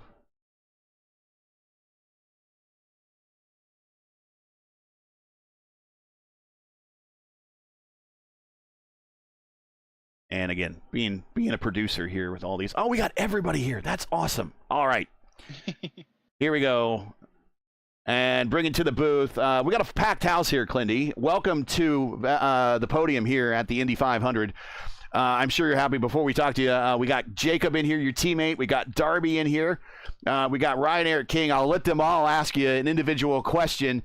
But really, my question to you is your key moment of the race. We're watching it kind of right now on the replays that I queued back up. Is staying out on that first caution. That bought you so much track position and so much trouble trying to pass people. You did it the easy way, maybe the old-fashioned way, the easy way, by passing everybody on pit road. Congratulations for finishing third, and what a call early in the race. That paid off in big time for you here at the end of the race. It absolutely did, but the pit call at the end, I made it all by myself to take no tires, and that put me on the podium, and I am so happy to be here. I'm very happy to go out there and lead for the road racing team to get us out in front of hundreds of people here on P1 Broadcasting, and to finish third behind Daniel and Hamilton. And Hamilton, I think he's going to win everything this weekend. Man, it is his year.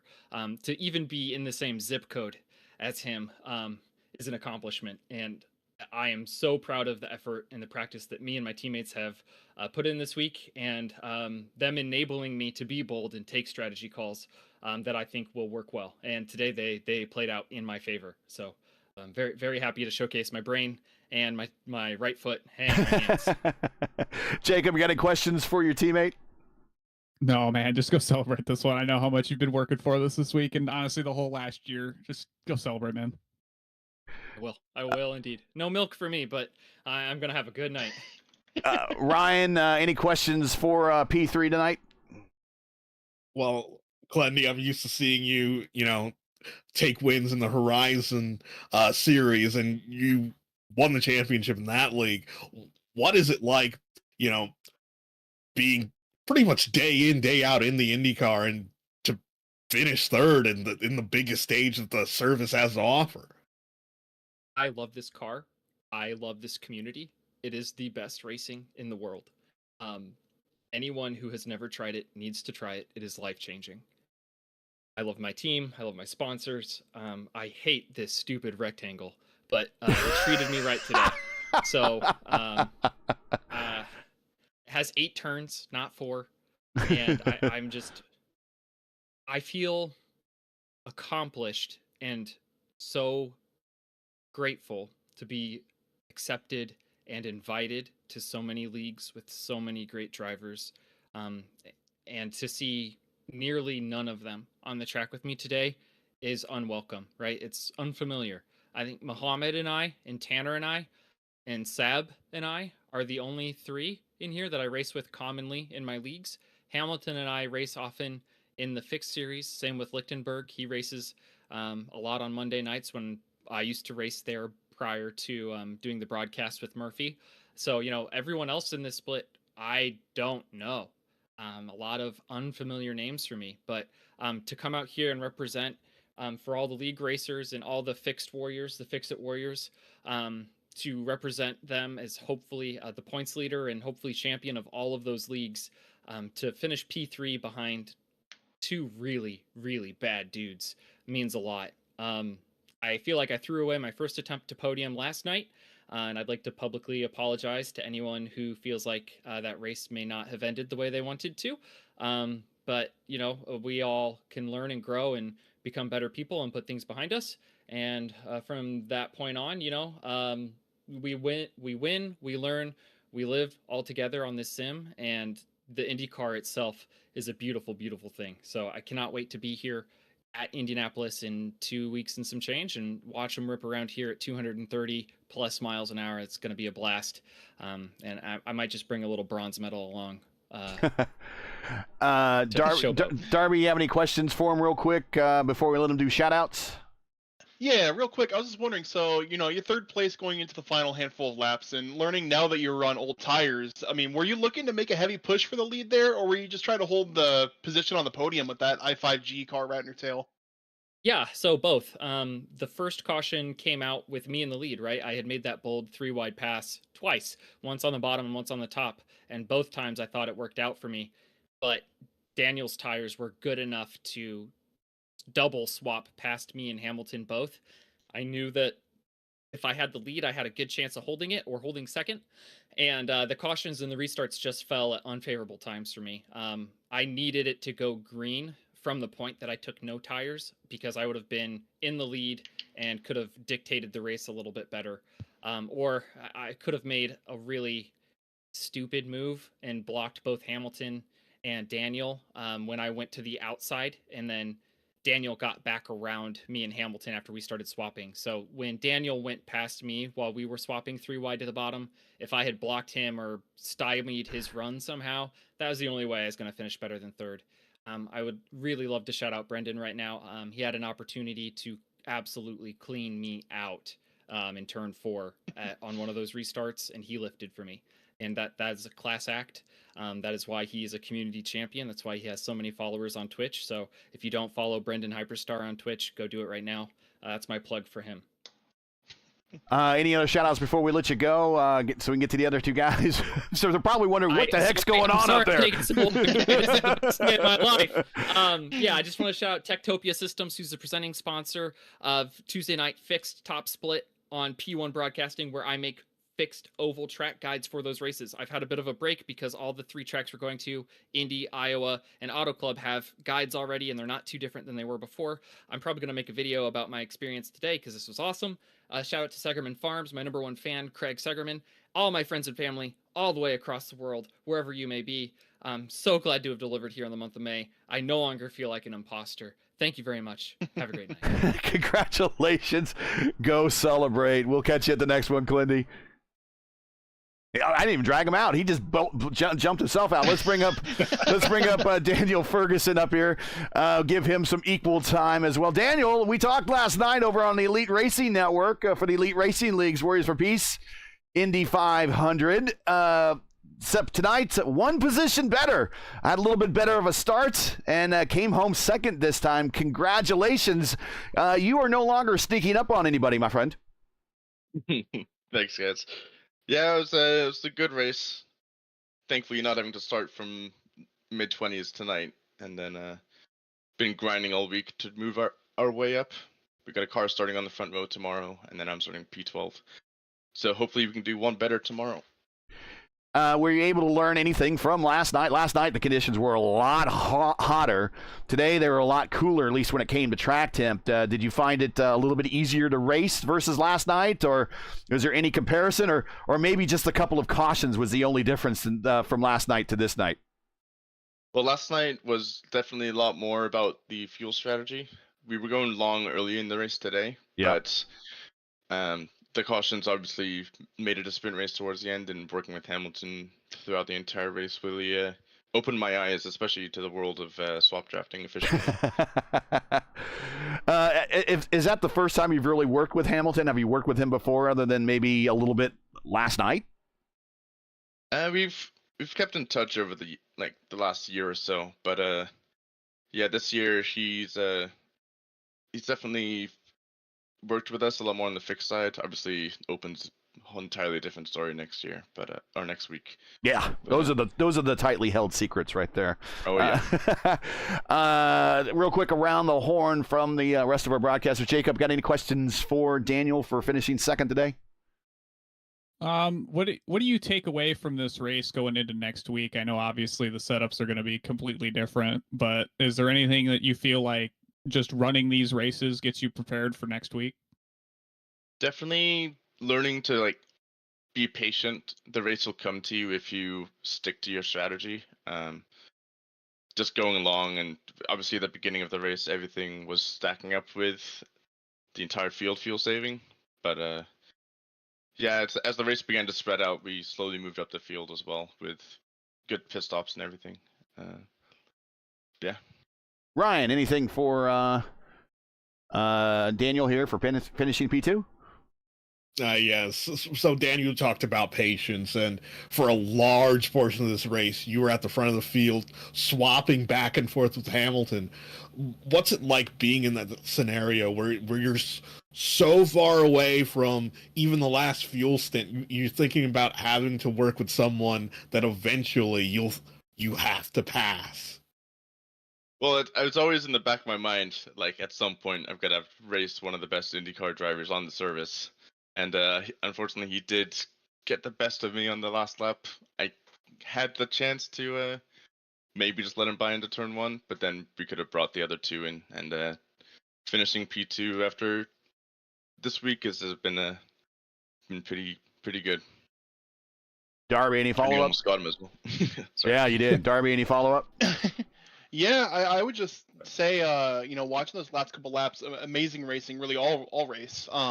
In those last couple laps, I guess especially the last two, I don't know. I guess one thing is there anything that you felt like you maybe should have done different, maybe to try to hold on to that lead? Because I know it got a little crazy there with the switching, and then on top of that, I mean, are you feeling more like, disappointed that maybe you didn't get it, or are you just excited to be able to get that second place? Because that was an amazing performance all race.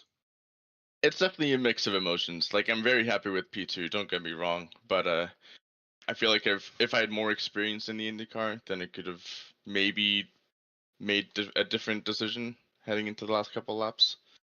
But yeah, I would rather be the one making the move than having to defend it, because that's definitely a lack of experience there. Yeah, and I've been in those situations where you try to make that block on the first place guy and you take him out. So good work not doing that. Yeah, you want to hand the race to P3. Clinty would have liked that, but yeah, you don't want to do that. Any shout outs, friends, family, sponsors? Anyone want to say hi to before we let you go?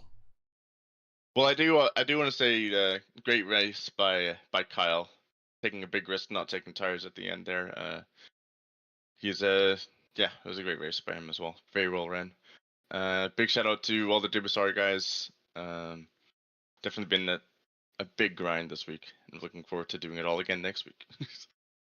Well, congratulations. A big 2 nights for you. Accomplished a lot in 24 hours. Went 1,000 miles, but the best you could do was second. I know there's a little left on the table there, so we know if you learn these cars, it's just a matter of time before we see you a winner in these cars. We hope to see more of you. We know you drive some other cars on the service, but we really do hope to see more of you in these Indy cars going forward. Congratulations on the P2. Go get some rest, and it's good to talk to you again. Cheers, guys. Thanks again for hosting. No problem. No problem. All right, let's bring up the big winner. And here he is, second verse, same as the first, just like last night. Our winner in the Elite Racing League is now our winner in the top split here of the 9 a.m. time, or 9 p.m. time slot for the fixed Indy 500. Congratulations. Hamilton Akabueasy is threatening Robert Malechka for the King of Indianapolis role with 2 wins already this week. And we even got to the big race yet this weekend. How are you feeling, first of all, right now, backing up that win you did from last night with another win here? And how you feeling when you know you got another big race still ahead of you this weekend that we know you're probably going to participate in? Yeah, I mean, I feel really, really good about it, but I think we can slow on the catching Rob part. I'm just doing that a little bit today. You beat him last night, legit, man. You beat him last night, legit. He made it close, but you beat him. Look, I'll take my wins. I'm very happy with them. So, yeah, I mean, it was just a really fun race. I mean, I know tomorrow will be much harder. Like it showed earlier in the race, the track position. Even though the track's kind of cold, like the track with this setup on the fix set, the track position matters so much. So it'll be worth maybe staying up front instead of dropping back to fuel save and just kind of, we'd be hoping for a caution at some point during the race if we do that, me and Prada swapping, but I think that'll be good for that race going forward. But I mean, for today, it would have been interesting, like how it played out before all the cautions, because me and Fergie were starting to build like a really big tire margin on the guys who were pitting much earlier than us, not fuel saving as hard. So it would have been interesting to see if we could really do anything to get by them, get to the front. But yeah, the caution timing was really nice. It was like literally the exact second I was entering pit road that got me to the front. Fergie had the fuel for us, and then we worked together really perfectly there. Like that last bit, we had to run at first the fuel numbers, then we got the cautions, so it made it full push swapping, and then yeah, working together a little bit. Since Clendy was on older tires, we had to work together to get him behind us, and so we could keep going. Yeah. We'll go around the horn here. Ryan, any questions for our winner tonight? Oh, well, Hamilton, all I could say is congratulations.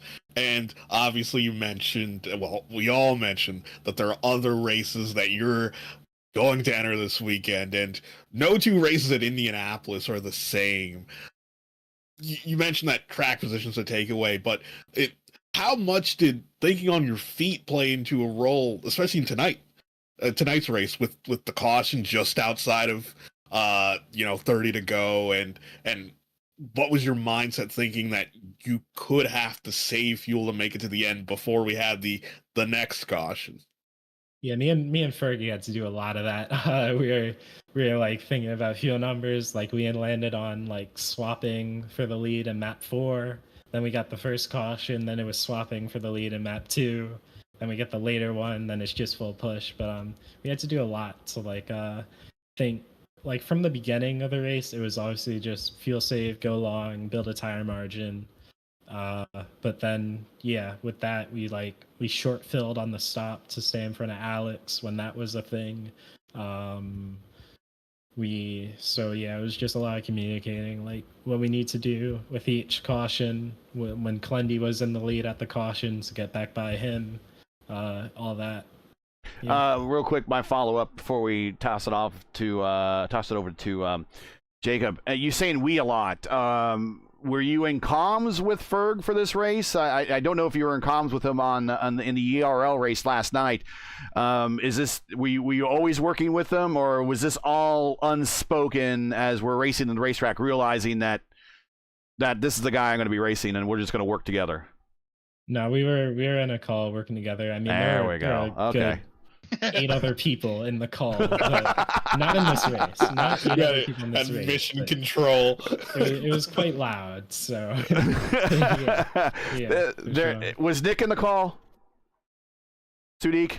No. Oh, okay. Darn, I shouted him out. I thought he was probably going to be on the box with you guys. Okay, I had to check. I heard a lot of wheeze. Is this a team cooperation, or will we maybe see Daniel in a fiercely forward paint job here soon? Nah, not tomorrow. I'm I had no teammates in this race, so I was like, why not?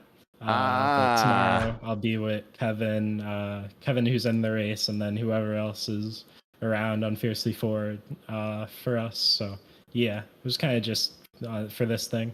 The enemy of my enemy is my friend. I gotcha. Jacob, you got any questions for Hamilton here? We threw the RM3 name around a little bit, and you say that you're going to take your wins while you can get them, and there is opportunity to dethrone the king, if you will. What do you think it's going to take come tomorrow to make that final push to take the throne, if you will? I mean, I don't know. Win tomorrow would be nice, but it'll just like there's always luck involved. Because if me and Prada, like who's starting P2, if we just swap draft, try and run away with the lead, then we will need a caution at some point for it to work for us.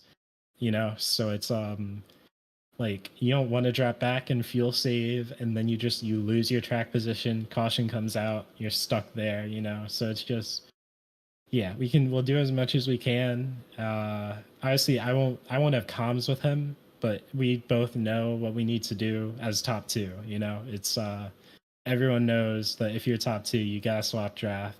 So I think yeah, it's unspoken, but for there, so yeah, that'll be something to hopefully do. Hopefully, no like cautions come out for a ridiculous fuel save, but we'll just make the race a mess. But yeah, it's always luck of the draw, kind of. Darby, any follow-ups from you? Yeah, it's got one more, and that's so on the YouTube thumbnail for this broadcast, there's a quote from AJ Foyt that states, "I didn't make Indianapolis famous. Indianapolis made me famous." Well, over the last couple days, I've seen your name all over the official iRacing social media pages, and post-race, Kyle Clenworth said that this is your year. I mean, how does it feel to be seriously making your mark on the IndyCar series on iRacing? I mean, it feels good to finally be like winning some races. I like win fixed broadcasts, open broadcasts, whatever, but that doesn't get anywhere and mean as much as like some like this or Elite yesterday and like getting pole, having my name be number one on the board basically the entire week. So yeah, I mean it feels good. Gives you some confidence going into tomorrow and next week with open. Yeah, still a lot of work to do. The old James Bond intro on one of his movies is nobody does it better. And so far, no one has done it better than Hamilton Akabuizi, at least in the last 2 days. Can that streak continue later into this weekend? We shall see. But now's your chance to give those shout-outs.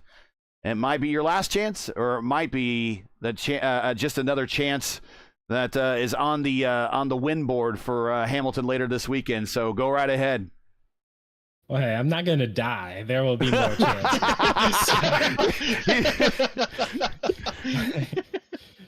But, I mean, for sure. Shout out to Fergie for working with me this race. It really came into play at the end there. Worked well.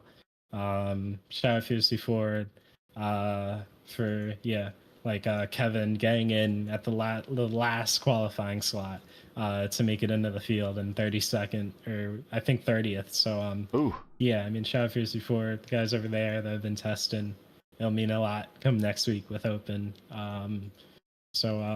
Yeah, for sure. Well, it's a good day for the Fiercely Forward squad here on P1. You win here, and then your teammates get second and third at the Indy GP in IIS. So you eventually got to all steps of the podium. Congratulations with the win. Good luck later this weekend, and I'm sure we will be talking to you again. Thank you. Thanks. We made it through another 500. At least I have. This is your first of the weekend. I don't know how many more you guys have. I don't know if Ryan's going to make one. Jacob's going to make one. I think Darby said he's going to participate in one. This is it. I'm done. No more 500s this weekend. I said that if we could get enough people together that wanted the broadcast Sunday morning or Saturday morning, we do it. But so far, no one's like, nope, I want to sleep in then those days. So this might be it for the weekend. If we do pick up another one, just stay tuned to the channel. You'll see it pop up. But the next time we do an Indy 500, it will be the Open 500 next Friday, 9 p.m. Eastern time. Again, they use the same time slots, makes things nice and convenient. We will be here for the open setup. I don't know who all is joining us, but it'll certainly be at least me and definitely a host of others. Guys, final thoughts on tonight's race before we sign it on out. Ryan, I appreciate you being here. We have yet another season of a year where the Fixed 500 is kind of in our midst and now behind us. Final thoughts here in Indianapolis. Oh, final thoughts. It is definitely, like we said last year, pretty much the setup for the rest of the weekend for the Fixed 500. It is, I'm excited to watch the next 3 500s. Other people will be out there to compensate, but I'll be glued to the screen watching. Jacob, I think you're going to be in one of these at least. I think you should for sure, and I think you're going to do well. When are you calling your shot? And actually, not when you're calling your shot, but when are you going to make your race? And maybe call your shot a little bit. How do you feel about your chances after watching kind of how this race unfolded today? Does it change any of your strategy or maybe thoughts any? Well, my slot was this one, and I think I made the right choice with coming up in the booth with you guys. I wouldn't have had it any other way. Watching Kyle and him culminate his achievements this season was about all I could ask for with this one, and I'm just glad to have seen that through to fruition. I might maybe run one tomorrow morning. I don't know. We'll see what happens. You should. Just do it. I was actually just looking where I would have started had I started a race tonight, and I would have been like the 30th starter in split 2. So we'll see. That's not some good track position right there. That's some really bad starting track position. Last year I started 32nd in top split and finished 13th. So nice. I don't on the lead lap. Nice. On the lead lap. So, I can't get too much better than that. So I'm not gonna take my chances unwarranted. We'll see what we got. Darby, thanks for being here. Thanks for everything you do for the channel. I want to say that publicly and make sure everyone hears that. He does a lot of work, make these graphics look good. Not just the overlay, but some of these other graphics that we put up on the screen. Can't do it without you. Now, you're going to have to, if you're going to participate in one of these cars, you're going to have to do it without us. All by yourself. Did you learn anything today? And what did you learn that you could apply towards your race if you choose to do one of the splits later this weekend? To keep the car alive. I mean, there were a lot of guys in there. Like I felt bad because I saw, I forgot who it was, but there was somebody who had that mechanical issue, and they went 166 laps in, and then all of that for nothing. Bradley That's Erickson. so rough. Bradley Erickson. Yep. That's horrific. And there were a couple others that also were late scratches in the race, and I don't really know if I have the ability and the know-how to push up to the front right now. So I'll gladly finish in the middle with a clean car at the end of the race. That's my goal, really. Well, often the Indy 500 is a drive to survive, and it's just not a phrase, but to finish first you must finish. I even think Rick Mears said it one time. And in order to do that, that's how you get yourself in a position to get those good finishes. So I think bringing a car home and a drive to survive effort is a very, very worthy strategy for your first start, especially when you're still learning the car. So best of luck to you. And once again, thanks for joining us tonight here on the Top Split. Of course, thank you. I'm hoping to come back and do this again sometime. Oh, now he likes the booth. Maybe we can swap. Maybe we can swap time in the booth for artwork. I don't know. We'll see. Sounds good. All right. I think that's it for tonight. We're going to give everyone back their rest of their. Yes, this is a Friday night. It is now a Saturday morning, everybody. I have not had dinner yet, so I'm going to go warm that up. Probably shouldn't eat it at this point. I should just probably go to bed, but I don't know. We'll see. But, hey, that's it for tonight. Once again, your podium for tonight's official fixed Indy 500. It's Hamilton Acabo Easy, just backing up everything we've seen so far from him in the last 2 days. He's your winner. Daniel Ferguson kind of doing the same thing, coming home second. And Clindy, I think it's getting a lot of justification for getting that third place finish. We are so proud of him. He comes home third. So join P1 again next week, 9 p.m. Eastern time, right here on the P1 channel on YouTube, when we bring you the 9 p.m. time slot of the Open 500 Top Split. Again, that's 9:00 p.m. Eastern time. And as always, for the correct broadcast time in your area, just find the thumbnail on our YouTube page at youtube.com/@P1Broadcasting, and you can set a reminder right there. Now, as you know, the YouTube algorithm game's not easy, so please help support P1 with the weekly grind. Leave a comment below. Let us know your thought of tonight's race. If you enjoyed tonight's coverage, support us by smashing like in the video. If you're new, click subscribe, and while you at it, hit the bell for weekly reminders so don't miss out on more of other P1's iRacing programming. I want to thank our sponsor, Techtopia Systems. They're our proud sponsors of our Tuesday night broadcast, but they're also getting a shout out tonight for being a big supporter of our channel. Techtopia is where quality and affordability go full throttle. From custom rigs to powerful pre-builds, Techtopia delivers top-tier performance without all the sticker shock. Built with premium parts and backed by a team that really cares, every system is tuned for gaming greatness. Techtopia Systems, built right, priced right, game on. To learn more, check them out on Facebook. Just do a search, Techtopia Systems. Track cans for this race were provided by Whiplash Sim Cans. Get the most out of your iRacing experience with Whiplash. To learn more about Whiplash, like them on Facebook or follow them on X and Instagram. Links will be in the description at some point. They're not there yet. We'll get them there. For business inquiries to learn more about P1 and what we do, like us on Facebook. You can follow us on X and Instagram. All you have to do is search P1 Broadcasting, no spaces. We show up on all the sites. How convenient is that? So, for everybody that showed up in the booth tonight, we had Murph, we had Sam. They did double duty. Can't thank them enough. We had Brian, we had Jacob, who showed up, who on the last minute said he was going to be able to join us. We got Darby, who's never done this before, and he just wanted to jump in and have fun with us. All the guys, everybody here at P1, thank you. We all thank you, and from all of us, we want to say good night, thanks for watching, and all of our men and women serving in the military and as first responders, Godspeed, God bless, and come home safe.